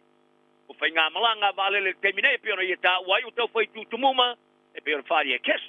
Ora a fa wa mai alavo na bau ia sta me stanga o talonga Australia. Ele tamor sanga Australian Football League. O toi tolo po ia talonga lua. Mo ele tu sto te sta Australia e fa un vasto. Tamor sanga lika le NRL. Wa fire fa un fa se esel talonga mai Brisbane e fa ye Sydney. Ora a fa o fa malo sia ila tu fa ma poina talonga ta polo mau Cove. Ata mai tai ko Gold Coast e fa un vasto. O le tuunga le triathlon, ma tamir sanga mo le kapipai po le touch rugby, o stolo ia foi. E kari tonu e le tamata talo tenis la ulua Peritania Emma Raducanu. Ona ma fatianga sao ia i talo nei se tangata sta tau muni ate ia po le stalking, tara tau ana sili atu sele lei o se a wala ngafai. Ta mafo e no o se matua i o tio na langona moni na yaso. Tala noa fala wai tele ai mo stei mua talu mai le fala vlame le noa vaso mabai. Sa ia longo ai na vango tala le BBC. Sa ia se tangata sa tau muri ate i tamor sanga e pa. Se li lava e to tasi. I tamor sanga tolu ai nei tupai sa itai Raducanu. Ina wa vai i le ali i le no fanga o le mata. Sa ave se mo le no fanga muri ane ave ia ku patunu fa tula fo ne fasta ia leo. Ai ta wai taru mai le vevesi o manino mai le si tia i le to sinatu tangata ia tea. Ma pe malona puinga. Falia Raducanu, o le alisa ia le tamar sanga i Singapore, Abu Dhabi, ma Doha. Ona tau mawhai lea tano atu ia te ia whare teni malo i Dubai, ma tui na se tusi, ma puei na se ata sanga tete tele ai. Sai wane ona ia li putia le whaalwalawe ilana pulenga peitai. E le pasi atua le whaamtalanga i le pulenga o le tamar sanga o tenisi a le WTA, te ia ulia le asa soai, ini nai tula sa tapenai, te au whainga luenga. O le sekula ti. Ia tala nau ne yaso, mau pea le ona sai, pari file mur, ta poinga na tunu, o ia manuia lama toi tula, o le nei aoli.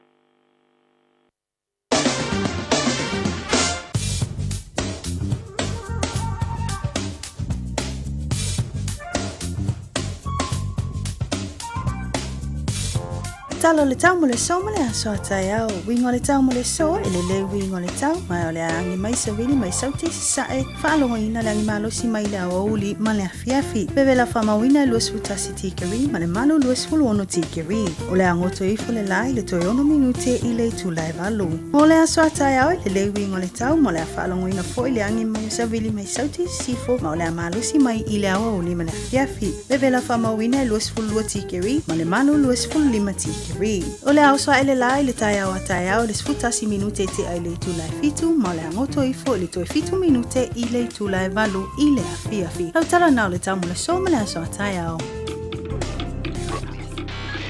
Tasilima i vatolu amo.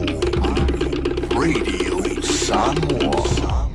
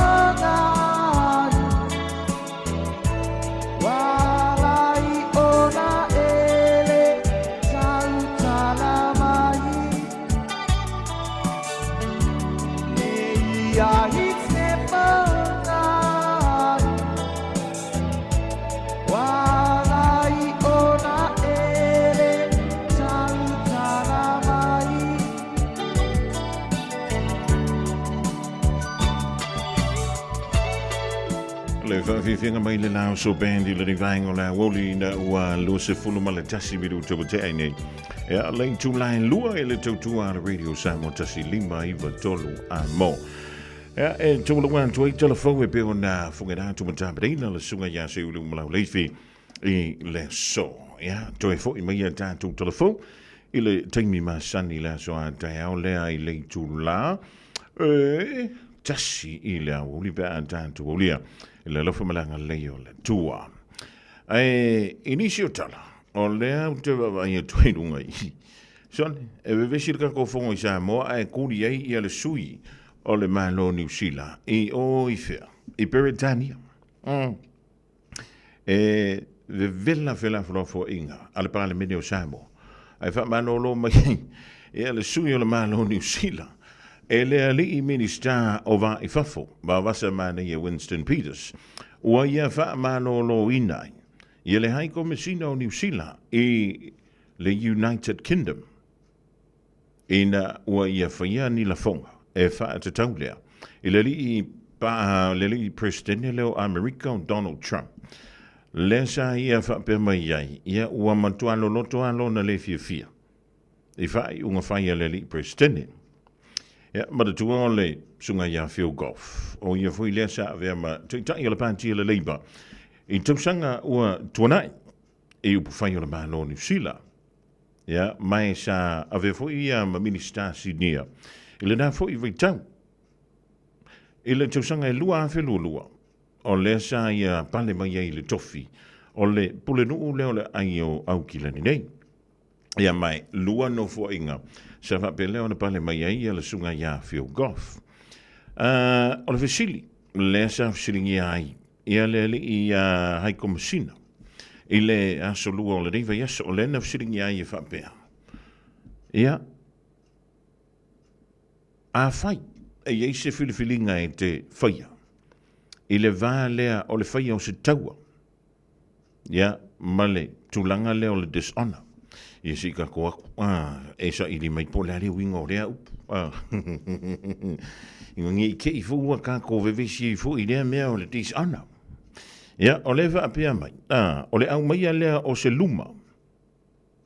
Ioi, o lona wha winga ina mua mua le na.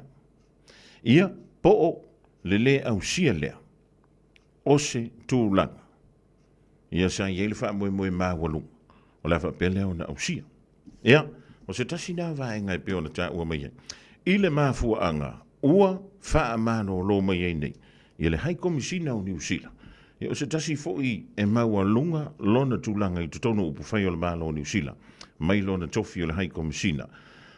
Mai le maa lo Perenania. Ia, o le la e sa no ia le minister vai fa foia Winston Peters. Ia o upu ma le fina ngalo le hai komisina. Ua le ala ngā tutusale. Ia ma fina ngalo. O le malo o lo taita ia le finga malo New Zealand. Ile taim nei. Ia, mai o le a whaakat. Ia po le hale kūlanga o le a o kuia. Ia, awa kau funga sui.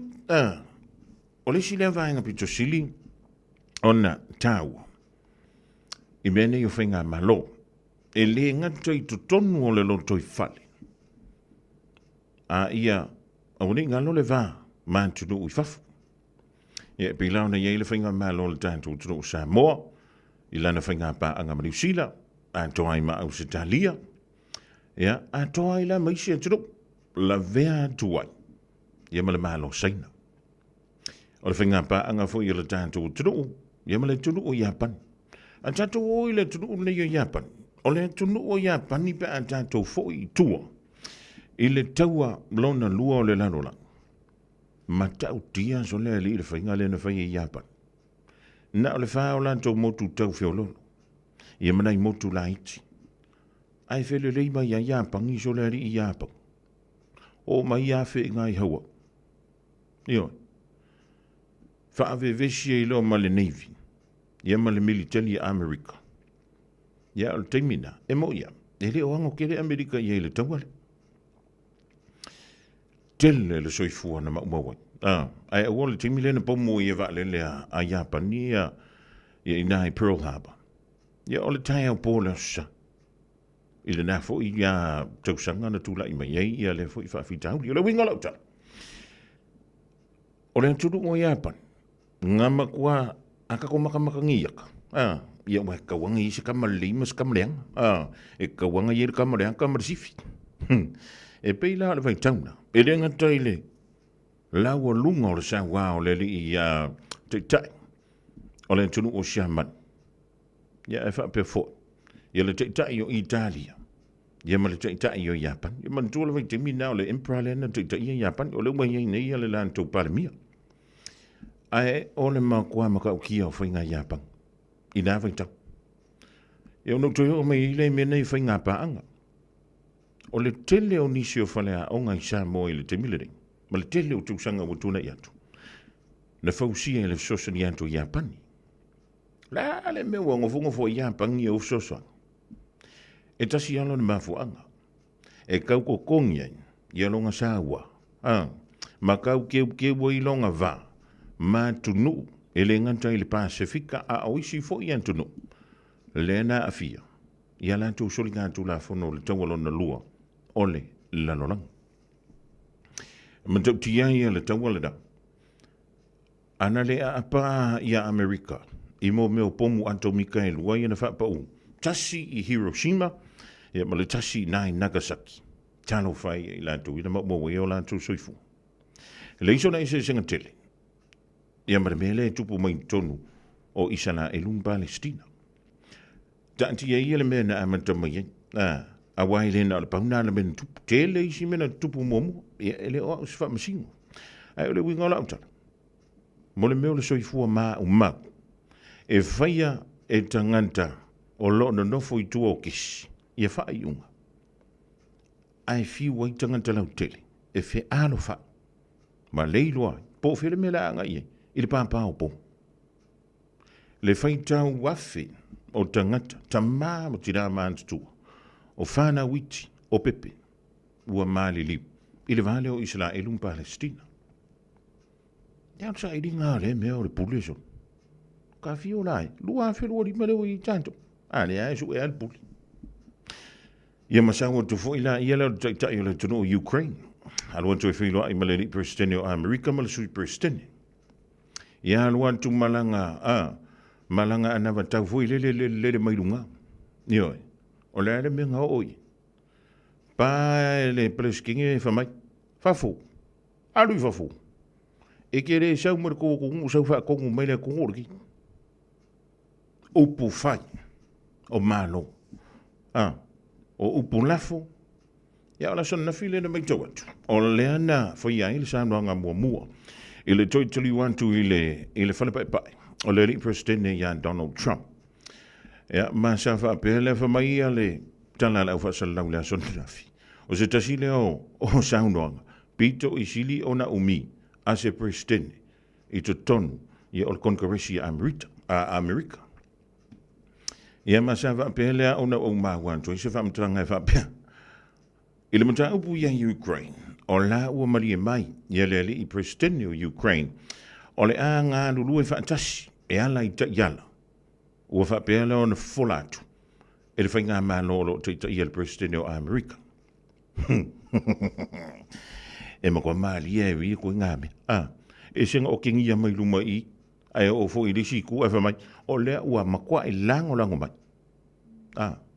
o le menta o le porkiki a le mana mai tangata e vave anga o so i marika e se le me ka o le porkiki e sirka ko kangwanga fo i le fa samsama ngone fa ku mantua vala me ana ilu ia ai le no fo mai tau fai te mana malama e vave na usolo wita e vave langa le tanto fa oi ci o la le fo wa mama ai le ye fa pe nga wingol bele o fila flo fo inga e avantu a mai a lulunga sa ulalo e ona va fo ile o sina taimi ia ko e fo la ire ai o tanto ia lava pele on sa mau pele to vai ia ma le vai nga pito isili ona ta ua tau na tanto ave i ele fa mua o tanto lo to i fale o lava ka ko ala sanga i ke mirgi nga ye se fa lawa ka miki nga le la ka ya yo le tonga tanto so i fuanga le wai tanto i New Zealand o ama i tanto i nai Brisbane i sauti i sai ma le fa le fa mai e o antu le fa se lau le 5 kilomita i le tulan sao o sa vili manonosi mai tawina antu inisi o ata ia na sa wana sa misa u ilunga avaku ka avalenga kua ngana mkafanga ile son nafi yo e sile tulanga le wai ia swinga o le tap i le nei vai tap ta alu sili na mo oema o la vala ufa so le nei vai tap yo o te tongi a tātou pili. O te tongi pili a o ngau le whana. O e ini a lantou ofu ma whana o le tau manuru lele. Pa o le manuru ang lela o whaalongo kung a toli. Pa umari. Sa ua ma los ful montup tikeri. Para si lano les ful tasi se fulu tikeri. I le tai au na lila. Fiwe su e le ofu ma whangwhang. E maua fo le ofu ma whangwhang. Ia ua mawar koe ngā mangongi fo i lele whamerikana alis koe inga pe uma o ike mangongi yesterday man. Ia tanto whikala i eile mea lo tupu mai Saimo. O laua tātia. Tātia ia taunamanga o le whanatanga al bāle mene o Saimo. Te ia ulia. Le aso antaia. Ia na mau fo i leo nisi bafo whangolele. Lei tia foi. Ai ele tanto wangana fo i lele. moe le toa. Yo. Moe le toa. Se I taia o ena. Ia, se kako o sa ili. Puani o tātou mawhawhang. Ia, wale sikin. Tali le vāwe i o lo sol mele o leita. Ia, sa ua leita. O ka whapea, ui, ka whio lai. Ngā le warua kua I lungar koko. Ia, a o le suka e awa kaungi ngefu o koe malaka vai.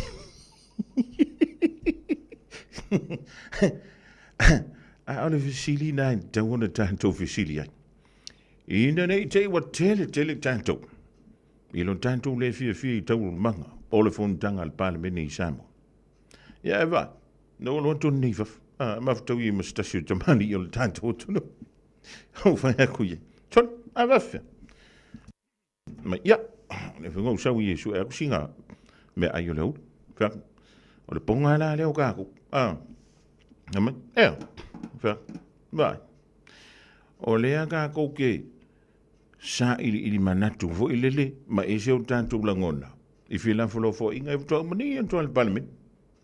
Ai vai. O la laua umang wherkakaro. O la laua wha se ange I kua. E ona whai leo la tō lunch. Eoi, au kako. E uma, o ngā alua leo ka malo makua ia. E wa ai po ko koise me ai mai anga po. Ie po ringi auri. O lea ua tatalaina nei whaatalanoanga mō fuafuanga whaaltausanga ala pūlenga nu o Aukilani. Mai mātou te mo o mia so manatu whaalia. Ia mautino ai o lo o mātou uia ala sao. Hanga iana il akhavyosay.nz/our plan. E whailo mai ei so whina ngalu. Aile I aulia lea so lua walu o mati. Talofa Samoa, o Ateshna Ryan, o le Licensed Immigration Advisor mo le Auckland South Immigration Consultants. E visosoani mo so se tu ai ngā visa e malanga mai New Zealand po Australia. Telefoni mai nei loa I le o valu o tasio no valu whawhitulua. Po le olua tasio no valu whitulua tolu o. Radio Samoa, tasio mai vatolu. Radio Samoa. Tasilima I vatolu.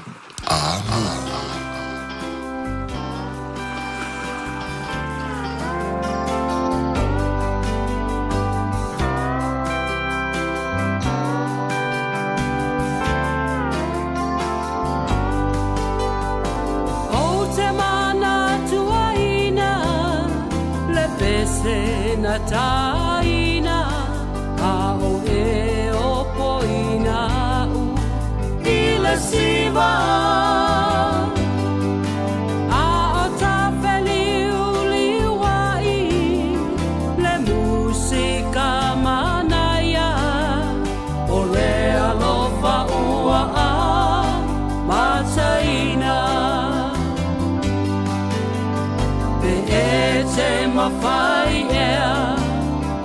sa sisiva pea avea o e maupanga I po umalava masafa amasani a ota veo ai avea pea o e maupanga I aso umalo uolanga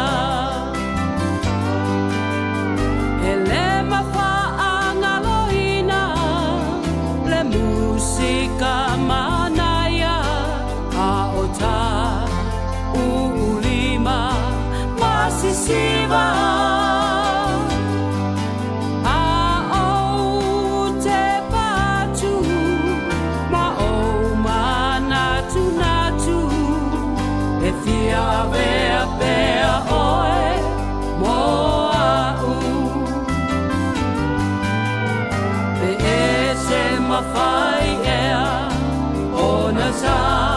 sisiva pea avea o e maupanga I po umalava matafa amasani a ota veo ai avea pea o e maupanga I asa umalo uolanga I'll always remember the song they were playing the first time we danced, and I knew as we swayed to the music and held to each other, I fell in love with you. Could I have this dance for the rest of my life? That you be my partner every night. When we're together, it feels so right. Could I have this dance for the rest of my life? I'll always remember that magic moment as I held you close to me. As we moved together, I knew forever you're all I ever need. Beete mawhaia ona ta sisiva pea, a vea oe maupanga i po umalava, matafa a masani a ota veo ai, a vea pea oe maupanga i aso umalo uolanga. Could I have this dance for the rest of my life?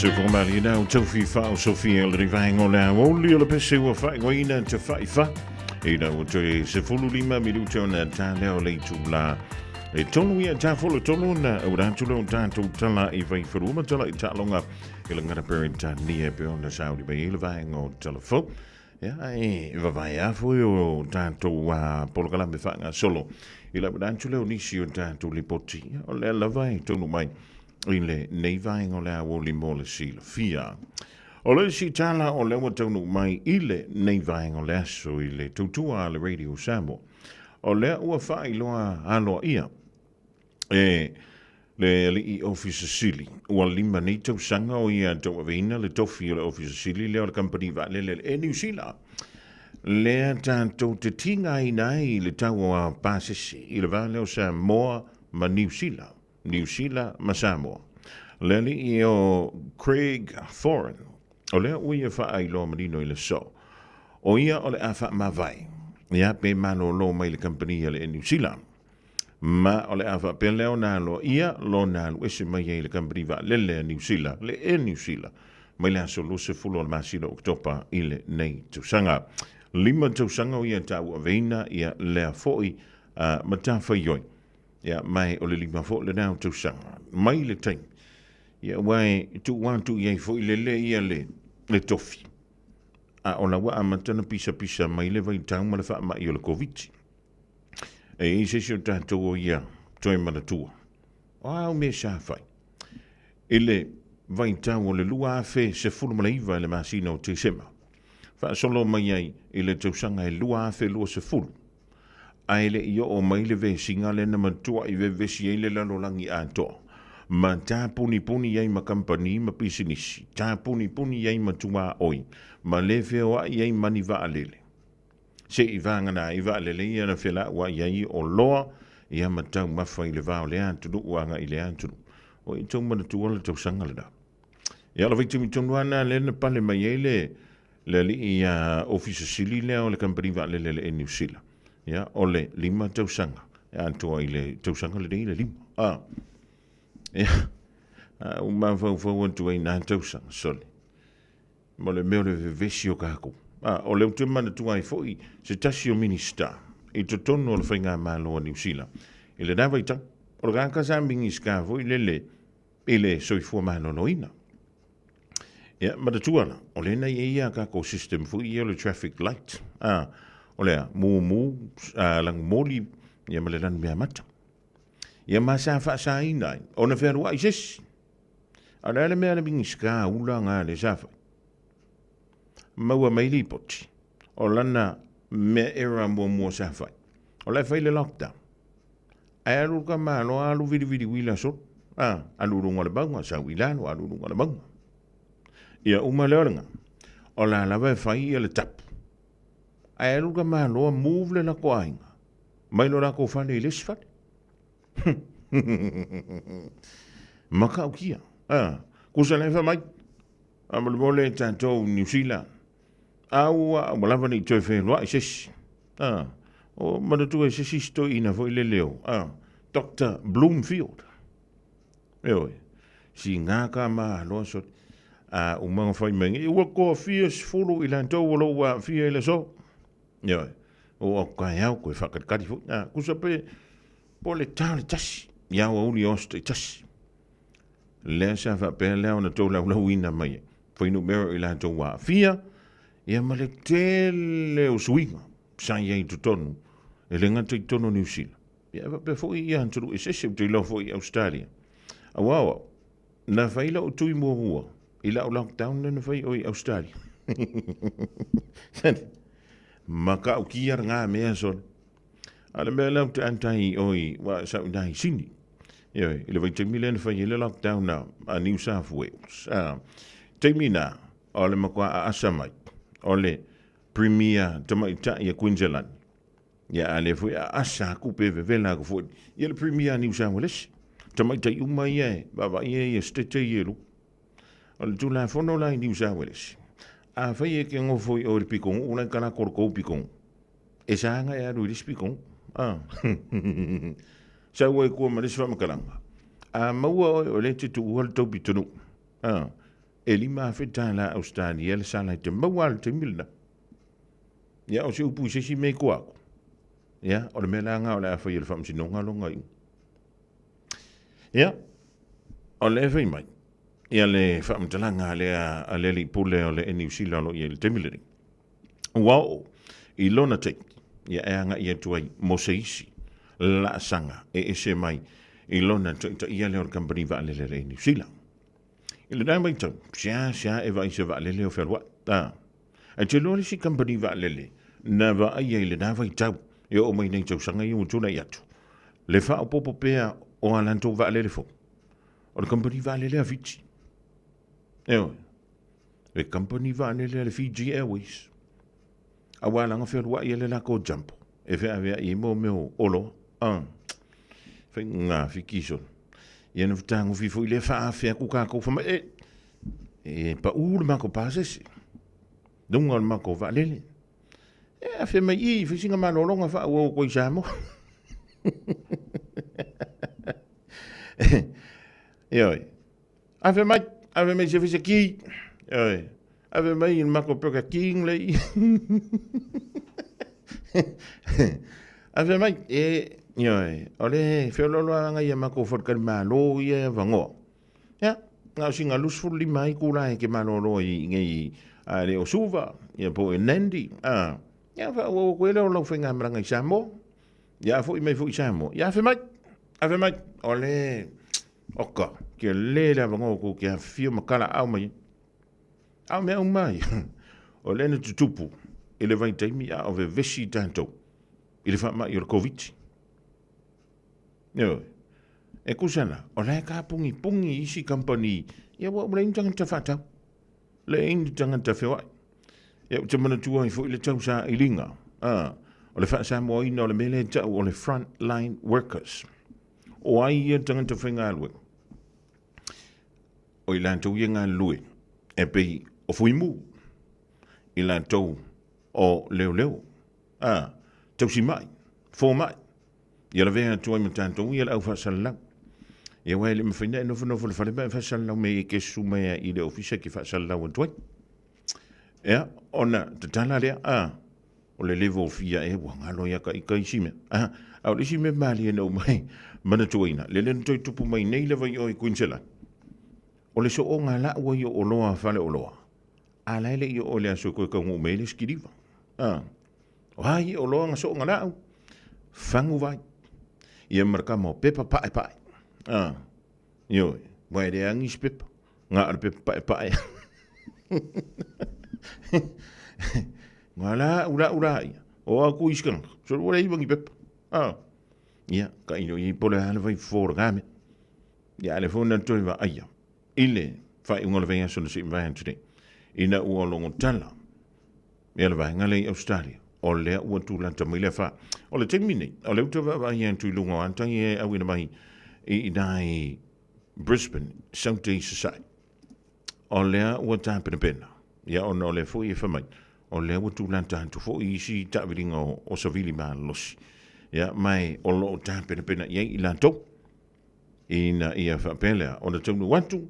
Ia nei tāwiringa o Savili maa losi mai le wha o Alfred. Ia o lawa lava sauni malava tāpena iai.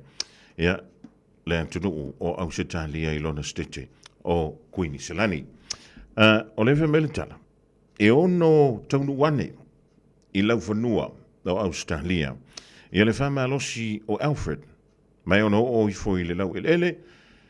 I le vālea o le pōla stonai. Male tai au le aso. Pōla Australia. Male tai au le stonai. O le nei a wha, o le category 2, o lona winga, e malo losi savili. O le whamai, e o anto le tau whaantau ta o savili maa losi tono le nei a wha, e le se lau 5 kilomita. Ai, o le aso la vanafi.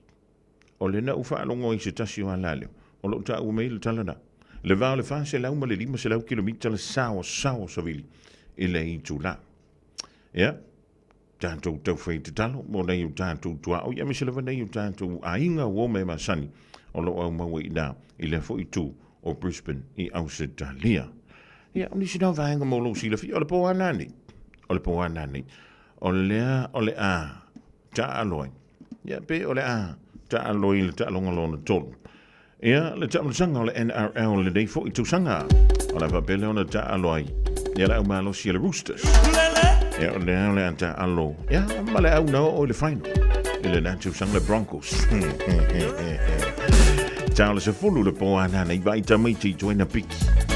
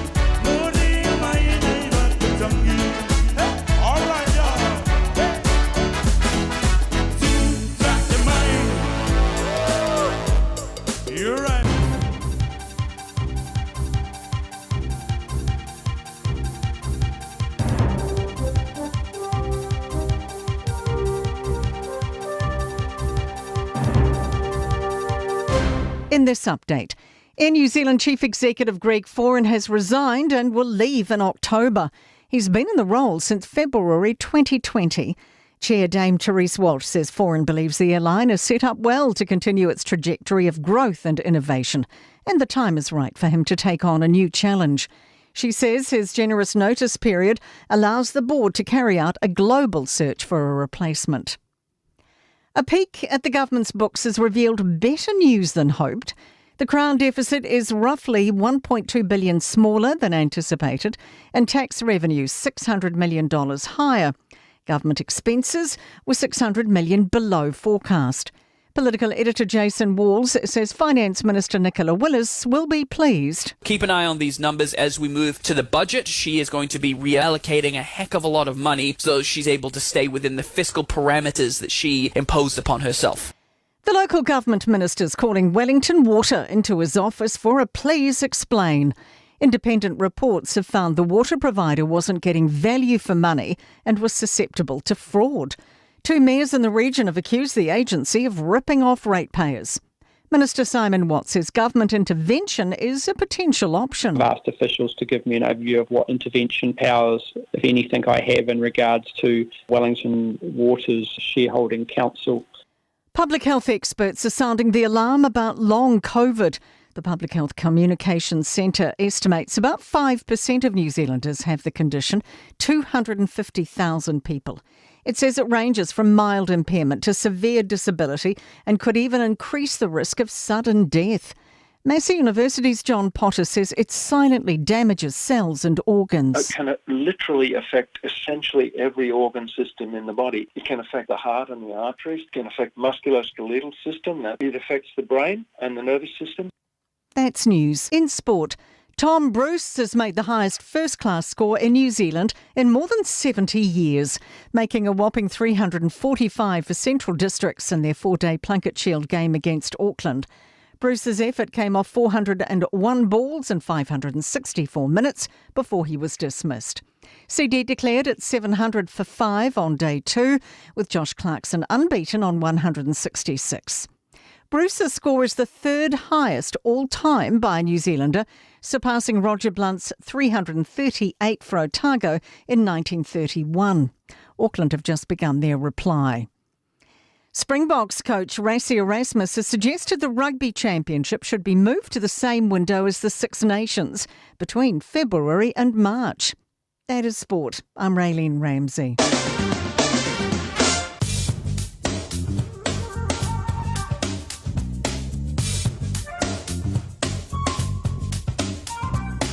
Talo le tau mo le so mo le aso atai au. Wingo le tau mo le so, ele le wingo le tau. Mai o le angi mai sa vini mai sauti si sae. Whaalonga ina le angi malosi mai le au uli ma le afiafi. Pewe la whamawina luas futasi tikeri, ma le manu luas fuluono tikeri. O le angoto ifo le lai le toi ono minute i le tulai valu. O le aso atai au, ele le wingo le tau, mo le whaalonga ina fo i le angi mai sa vini mai sauti si sifo. Ma o le malosi mai i le au uli ma le afiafi. Pewe la whamawina luas fulua tikeri, ma le manu luas fulima tikeri.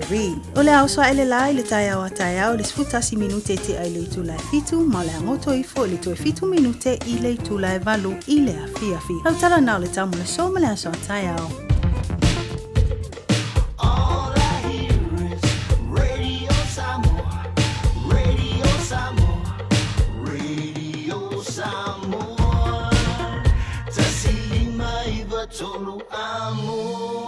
Radio Samoa, Silima Ivotulu Amo.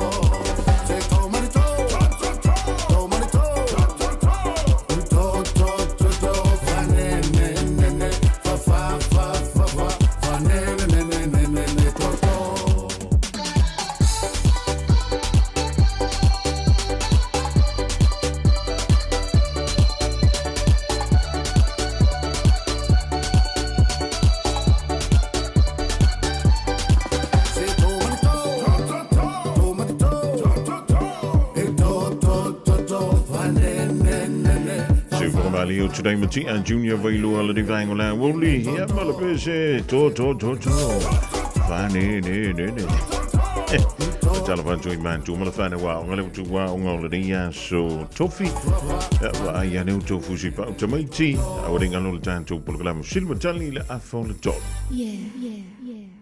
O lea ua tatalaina nei whaatalonoanga mō fuafuanga whaaltausanga ala pūlenga anu o Aukilani. Mai mātou te mo o mia so manatu whaalia. Ia mautinoa ai o lo o mātou uia ala sao. Hanga iana il akhaveyourSay.nz/our plan. E whailo mai ei so fina ngalu. Aile ia ulia lea so lua valu o mati. O le Casa Beds and Appliances, o le tali o manaonga, i o loa e whaatotonga ailo maota, ini tau le lei, toe anangata, e mawai moenga ngao si tutono ni usila, wha apese tino foa o le potumalo o lo, lau ai manofoa, TV, la au pese, usa aisa, masini ta lava, telefoni fe aveai, maisi. A fiu ane loa i le whawhituwha Great North Road o tau, po le tolo fituiva Great North Road i Henderson. Le Casa Beds and Appliances, telefoni o valu selau, lua 555, o valu selau, lua 555. Radio Samoa. Taslima Ivatolu. Amo.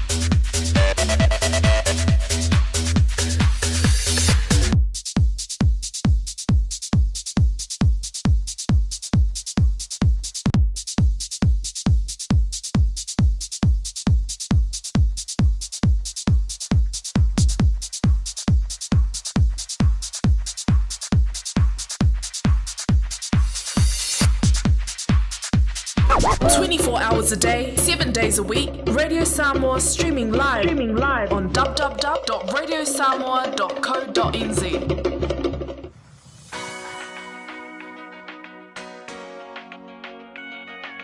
6, 5, 1.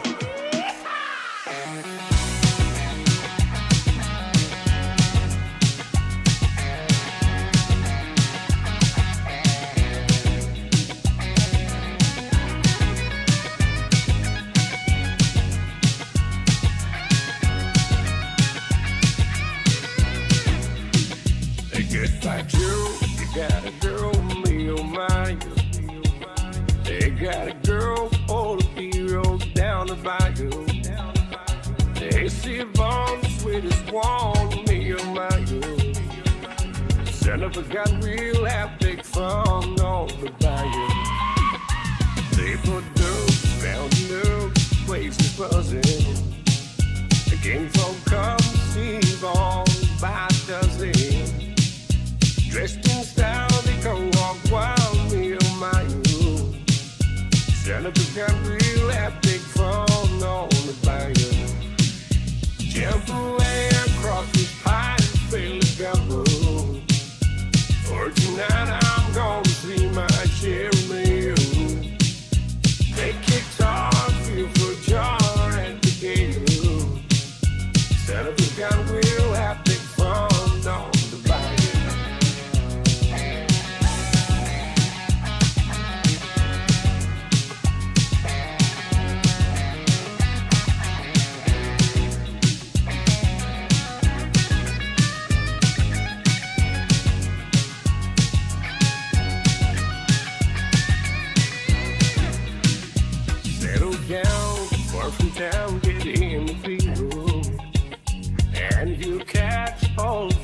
staying by you. Swap these months by on what you do. Set up the gun, we'll have big fun down the bayou. Jump away across this pine, fairly gamble. For tonight I'm gonna see my cherry meal. Take guitar, feel for joy and the game. Set up the gun, we'll have big fun down the bayou. Jump away across this pine, fairly gamble. For tonight I'm gonna see my cherry meal. Take guitar, feel for joy and the game. Set up the gun, we'll have big fun down the bayou. Set up the gun, we'll have big fun down the bayou. Set up the gun, we'll have big fun down the bayou. Mr. Campbell, the divine on that. Will you lewa se until the team yes full family of a video to ten link to line tolu. To if I telephone to a little fan of what on to on all the ya will you stuffy. Jan love to multi for telephone for man tour. To my Madame Tolena, you to pick me out to the fan of what Emilia on the yasso. Malu the town the lila. So the ke yelmanu lu for say. Yeah. Van Malus Pauton on the tablet, to Valley, so you for our sound, my multi to program of Silver Tally, and for the total lang or win a malossi, and for the kick Venus delights, and Moye Kikio so far now fight with Ponga, my sauce if I may the Pawala me fight, or the Thailand or Lung on Facebook, Ea Lingor, Venus delights, P. Telo, PHINAS delights, Moye Yanto. Kikio fight with Ponga, was so fan now, so se fa moi moi, ma wa umala vai lunga da, ilea for Facebook na alle Finas delights. Original tanto falling a little way of fish on the radio Samoa, let for ivang or less or while avaya low no for sea la fear, Nishu totua ma unanga. Ole tanto fa bitoa moa, or ia le tanto falling a more to the mine. Fa bitone la casa beats and appliances or low fanga solo. Lo yel sits the for fabric, the for tolum, the for single silua. My leven tala il vayaso. Even tala il vayaso mawai yellow sits in the for.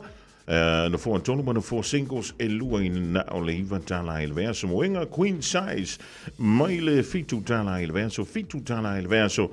And mawai la moenga queen size. Maile casa beds. Ole iPhone 13, se fullu lima tala il verso, fullu lima tala il verso, ma wela iPhone 13.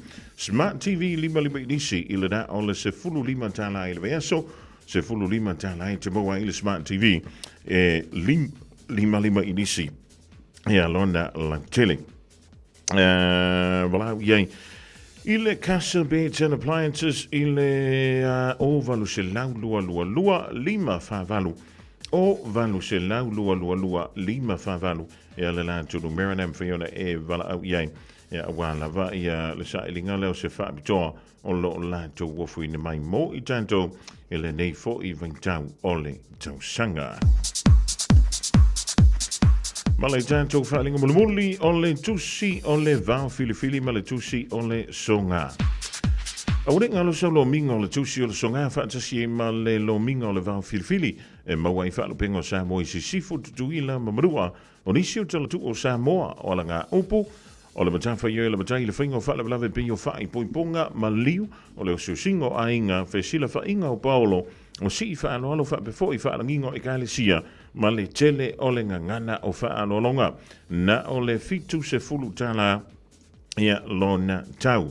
En na o fisa vo radio Samoa le tolu pa tolu ono hobo Avenue Manukau e mawai sa lo minga morisi fa mtalanga ja vala o maile tanto ofise temi fainga luenga ile tolu fitu lua no lua tasi lima I tolu lua no lua tasi lima I tolu ile numera e te mo mai ile tanto o fainga luenga I temi fainga luenga o ai temi ja olivan anga ile afo le fai le fiafi ja e te mo mai ile tanto ofise ave le la sa ve I lungo la telefoni fi ave Elise so tau fia oi na pauala me fai nga isa oi lunga o le radio shop radiosamoa.co.nz shop radiosamoa.co.nz ia e mauai ia sau lominga fai sau lava oka po ngafe lava langi nei te mafuta mai ai ia e mawhai lava o na awiratu ia lau tusi a le o le vau filifili ia po le tusi o le songa.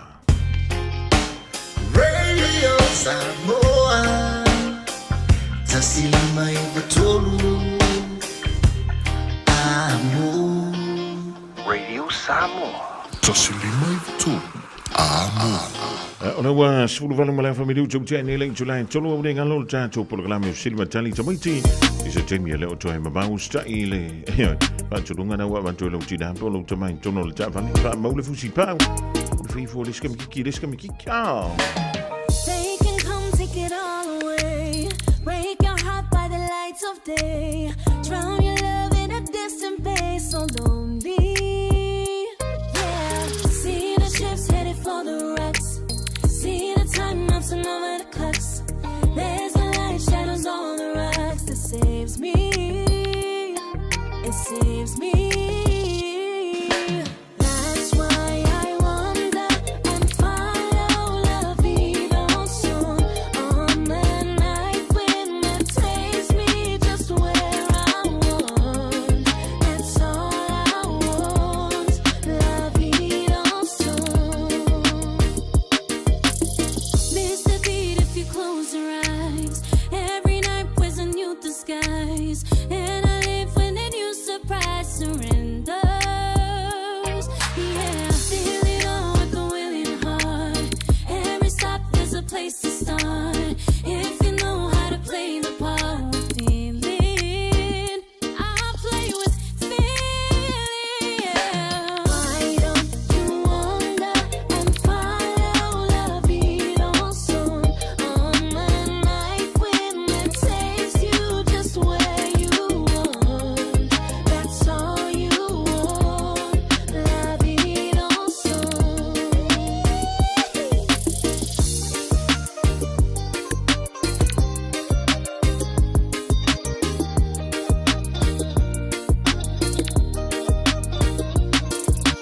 That's why I wonder and follow la vida son on the night when it takes me just where I want.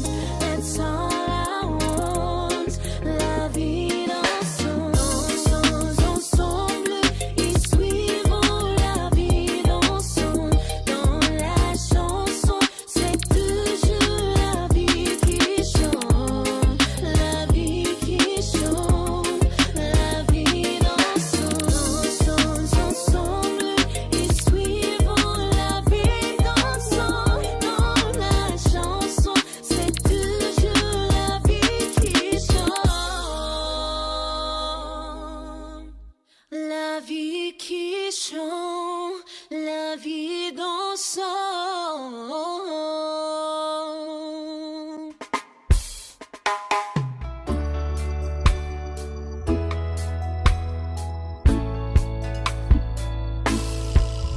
Anyi maya se matangi se momoli atua iyo elofane. Ila upele wale mafayelo ufatu ona tata lele. Wa omisia oe, tawa wina matelo mfamwe moe. Tateta litonwele luwa fungania uioe. Temana tua su umma uoema Utala umolelo fana avatu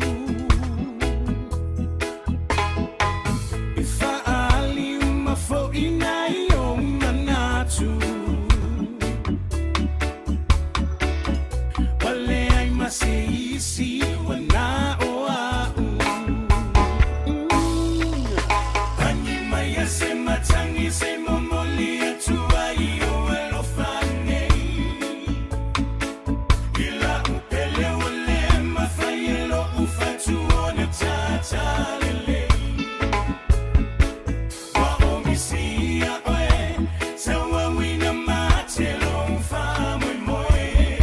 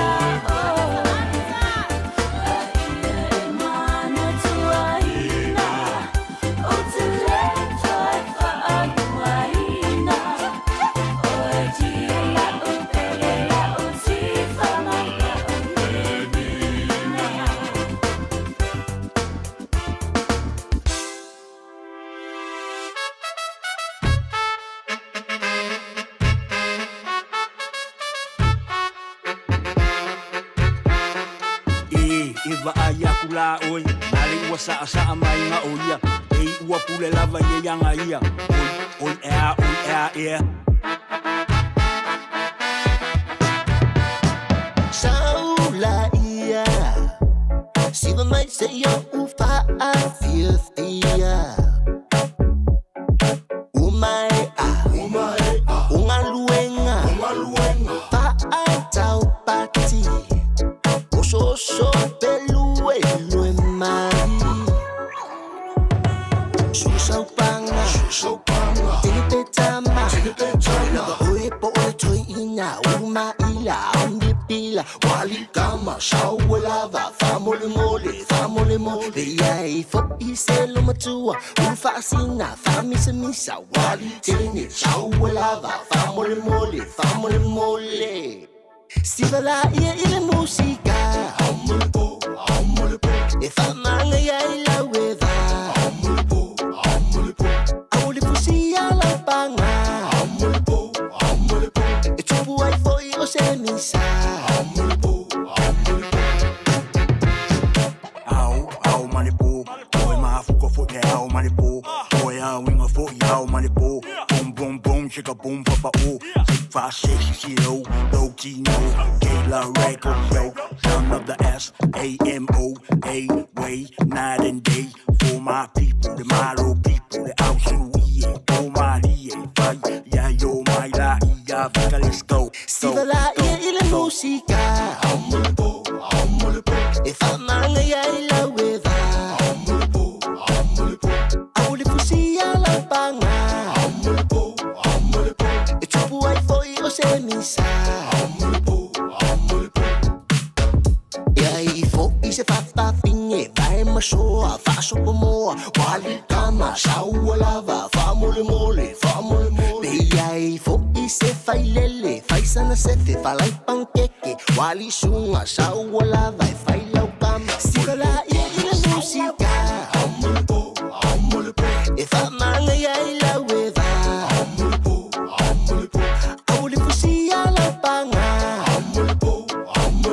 E tupu ai foi o se misa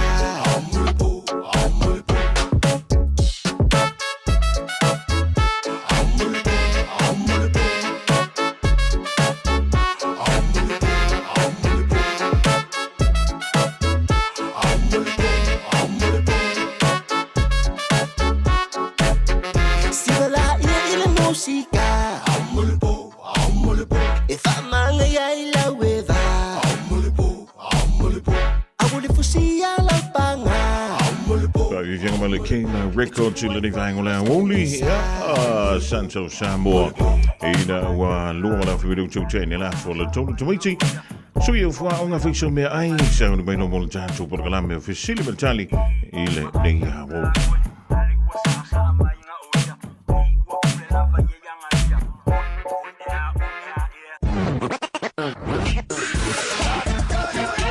Malo soy fua, ol si fufonga Samoa, Radio Samoa, tasilima ivatolu amo, se kia Radio Samoa.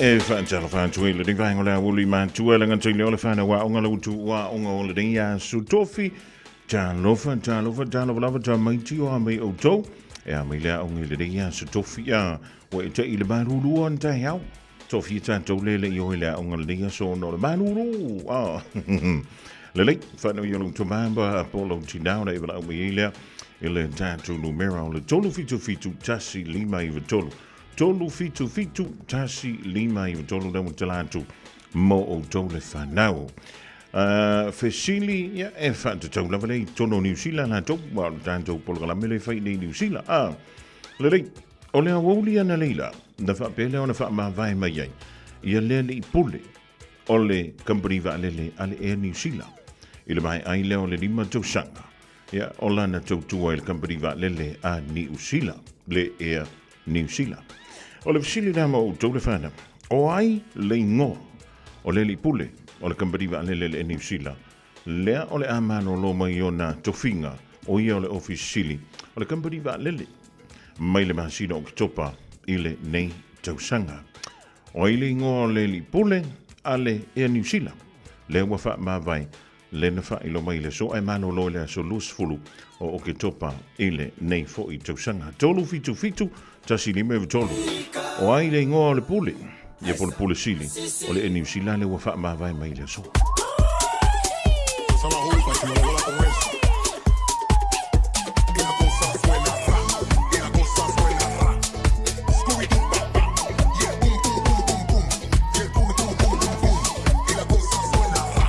La cosa suena rap, Scooby-Doo papá, y el pum pum pum pum pum, y el pum pum pum pum pum, y el pum pum pum pum pum, pum pum pum pum pum pum, y la cosa suena rap, Scooby-Doo papá, y el pum pum pum pum pum, y el pum pum pum pum pum, y el pum pum pum pum pum, pum pum pum pum pum, DJ,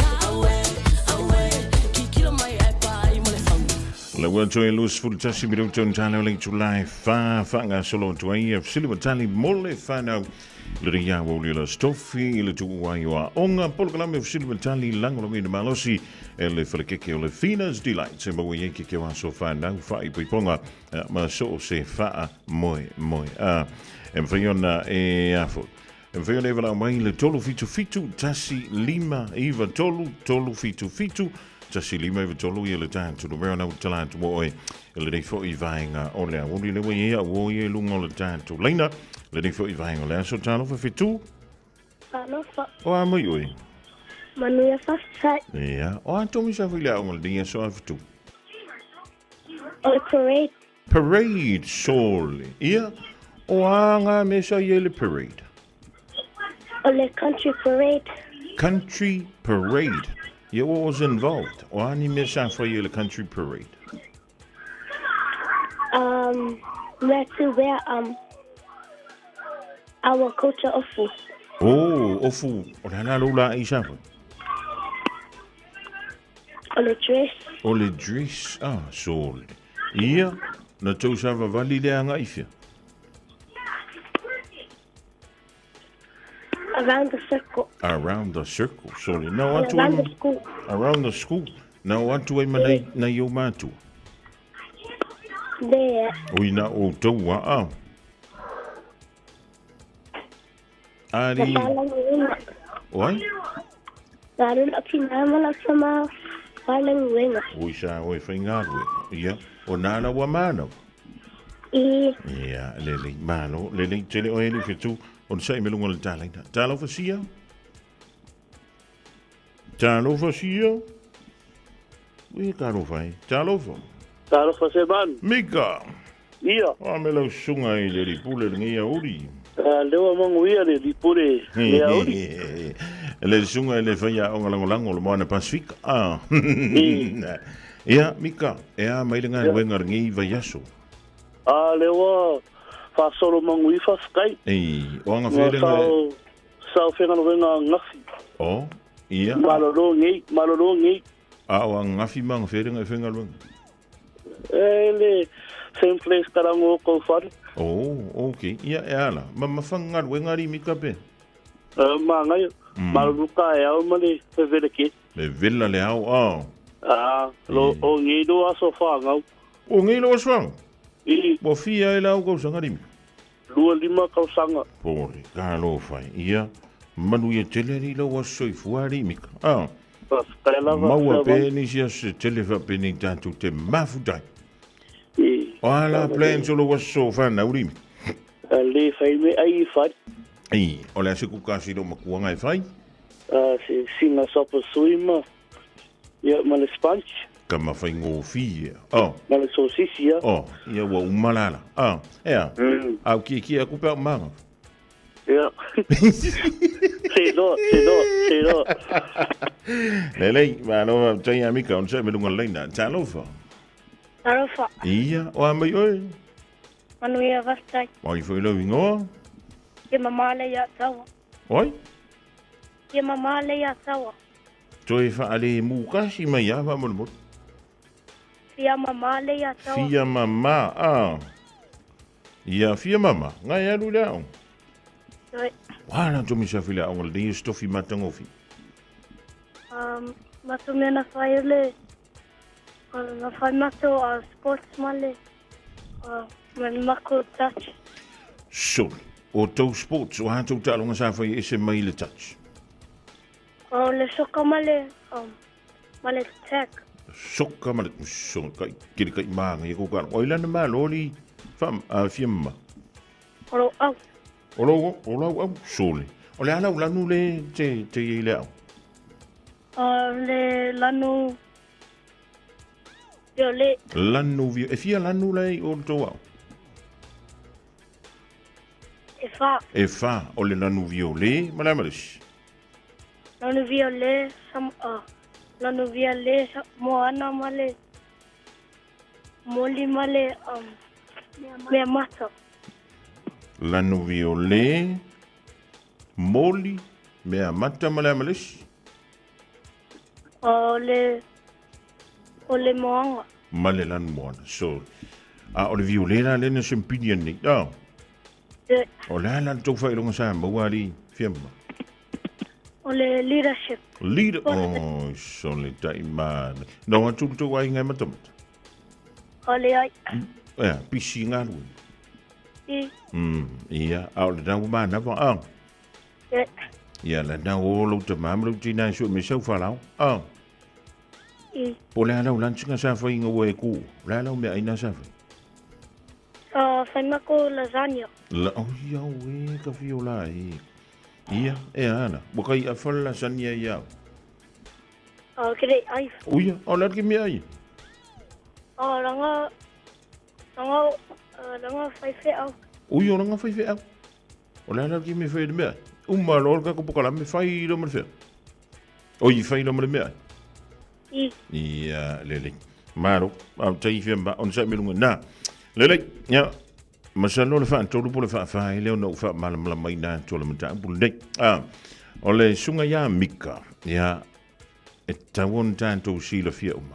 O mika ya o lo yai ia le tulanga fo lele. O lo fa tanga nai fa pito.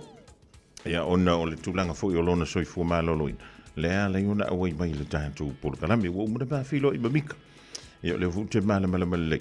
Ile tangata le ile sunga ya mika. Ya mika. Yo ke pot ono le siringi ia mai fo. Ya o le tulanga le da. Ia mana o nga fa pito. Ya o le sunga ya miko le fa tanga tu. Ilunga o le tanto por kalami ne ia fana.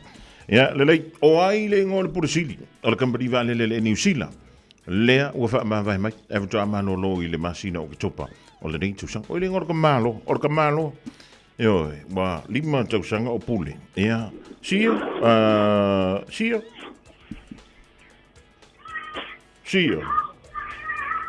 Ka fiorai. Wa mama wa mera wo ki yesia. Fia ma? Ja. Ia, o ile ngole por sili o le New Zealand. O Greg for. Oi? O Greg. Ia. Greg Flora. Ai, so le ka imang. Fena e mo merkani o gafsi. Langa mau alo kira. Mau alo tina. Ia umma longa le fai umma fe au tina. Oilo. Ja. O ani tamia o nga fai nele fifi.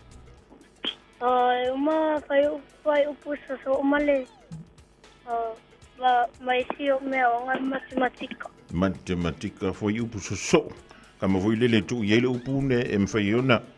Flow lele foi up. Ja, lele. Fa te telesi yele vala mai. Tuli tau mai la so anta o le la tanto toi filo ai fai em tanto se ja. Ja. Allo fa te lantu manu yele nei fia lele. Fiamma. Po Mika. Ia, koe roa kui siku. Mika? Yo. Ia. O hele ngor ko malo ami. O Craig. Ke lora langa last name. Ia, o Craig Foran. Ia. Elo na talile Santa Anlo ile Sea Eagles. Wangalo ya ula wata anoi. Kamalo. Ia de fu wangalo ko mare ngola ka ri ka malo. Pa tu tele Mika. Ai manu e tele ala wa sofana. Manga kua mai ya u pe a veula la ke wero. Ia. Ai manu e tele nei viva tele vala mai. Sia?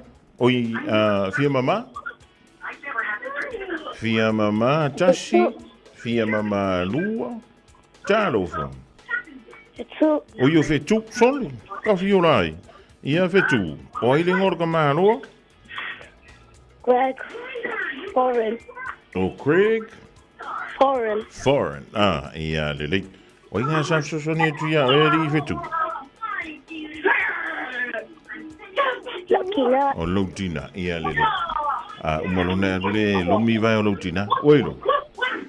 Ia. Ia, alo fantu manu yel ni filanga ngai fa ia sile o kilo ko TV. Ia, olenda, ole tolu ngona tanto wa fesili le vai ngole via. Ole tali o sili, ole tamalo e ngoa ia Craig Foran. Ole ngoa na ole tamalo. Le wa fa iloma. Ole alu esse malo de tofi o ia le polisilio le company va le New Zealand. Ile aso lus fulo le masino ke topa ile ri fo itu sanga. Wa te tu ma tu an fa bro in no temi. Bala me ile fa na. Pa pe nei an ta ba an ta wolia. Ya ole temi dai fa ile ta tu sei po yo to. Le ole amar malo. Ile fa ilongo sa ni le fa ke ke ole Thena's Delight. Se mo ye ke o aso fa na fa iponga ma so se fa moe. Just think a minute. It could change everything.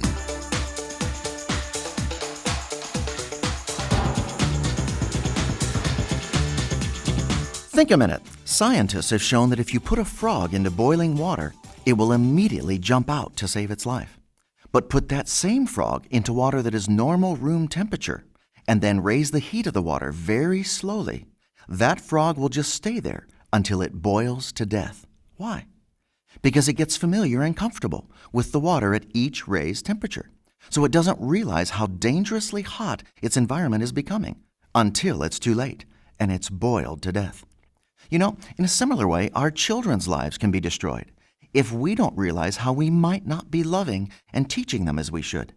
So before we know it, they've grown older without becoming the successful, honest, and happy adults we want them to be. Even though we're living with them every day, we don't see the dangerous direction their character and friends are taking them. So as parents, we need to jump and get our kids out of that hot water by changing our bad parenting habits before it's too late. So today and tomorrow, we'll talk about some of the most important things we need to know to train our kids well so they can become successful, both professionally and personally, when they become adults and parents themselves. First, yelling and nagging at our children can become a bad daily habit that doesn't work. An angry family is not a happy family. We might think getting angry will get our kids to obey, but the more we yell and nag, the more our kids stop taking us seriously, and they learn to just tune us out. So then we parents lose control and seriously hurt our children with our words, or even by physically hitting them, to force them to obey us out of fear. But the healthiest, most effective way to teach our kids is simply to take away their favorite possessions or privileges for a short time. This way they learn the natural consequences of their bad behavior. Then they learn to control themselves and change for the better. So today, why not ask Jesus to forgive you for whatever bad habits and ways you've been disciplining your kids? He'll help you start changing so you don't make the same mistakes with your kids that your parents might have made with you. Just think a minute.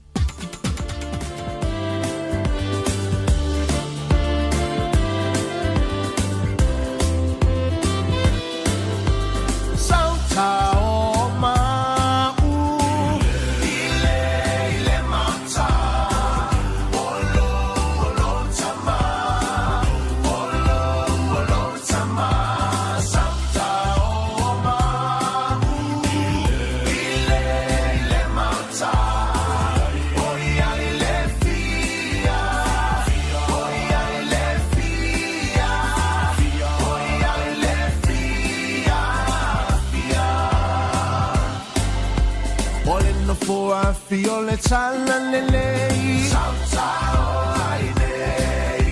All in the four, I feel it's all in the lane.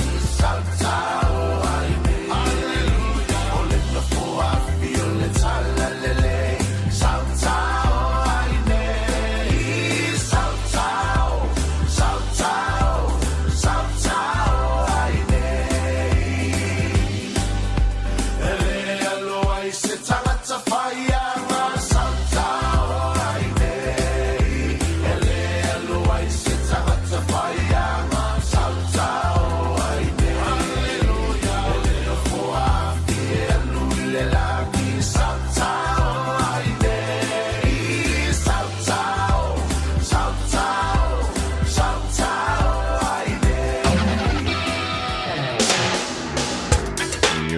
Fitu milu tolo tolo talo le tulai fa tolo wan tu ya weno malefa fianga peshewa onga fi onga sha ya sola ya le tato wa polgamenda le think about it ya tomaiti mantu wai ole tolo ngana ole mantu polgamenda silva tali le rifo ivainga ole afiafi tulito maile afolo tolu la woli anta ba tantu woli le lofa blanga le yo le tua ole antu e widan tu ile sifa boponga polgamenda ya polgamenda officially batali le tutuole de le woli ma fonga mo le radio Samoa e per na lango le wina malo sile le falkiki ole Fina's Delight se mo ye kiki wa so fa now fa ibit bonga ma so se fa mo va yo me onga fa ya tomiti o sta ilo to mama lutina nana papa e mo wa le le ya ma fa um ye yo ya so lo bola ile nei la no lang filo ya tau le lo fo le tuto anga ile onga tau wa yo me onga fa ma le fiafi so fu Radio Samoa.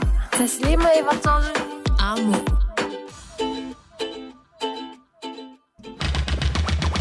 Wa choe ono mirucho na jale o le tula e file de fo ivaingo le fiafi Samoa o le tulu ngada le tutu mo oi le de fo ia woli manto ngo fipo le fiafi o le stof la so no de o le masido mati la sangana wole tutu mali il tantu maftanga matua anti joy ma lo titi fainta ma tabule le lo fo le tua la anta tu toi fita pa ia lunga o pe amo ngalo le air ele a woli anta ia ile mai ai le on tala mai i Samoa.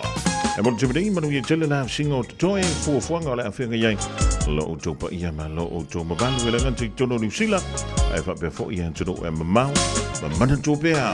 E o e hanta tō fuala au. O le mea nai. Wha i me kau sui mai lau smile. O le ngalo au fuala au. E tolo tolo i matautu. Ma le penisula mai molinu. Le taitu pito ia pia. Si o utau langa manaya. E fe pula fi mai ile sau. O ata uma o fetu o le lani. E sulungi ia umasia uhani. A o masa vali vali. Le masina se i esu sulu. Ia samoa no uatulu. Se i fai mafia fianga. Ie mama atene matama. Olo o sisi vai ma pepese. Matata gato tulele. A umae mane ilano ole ni. Na oa umasia ukele.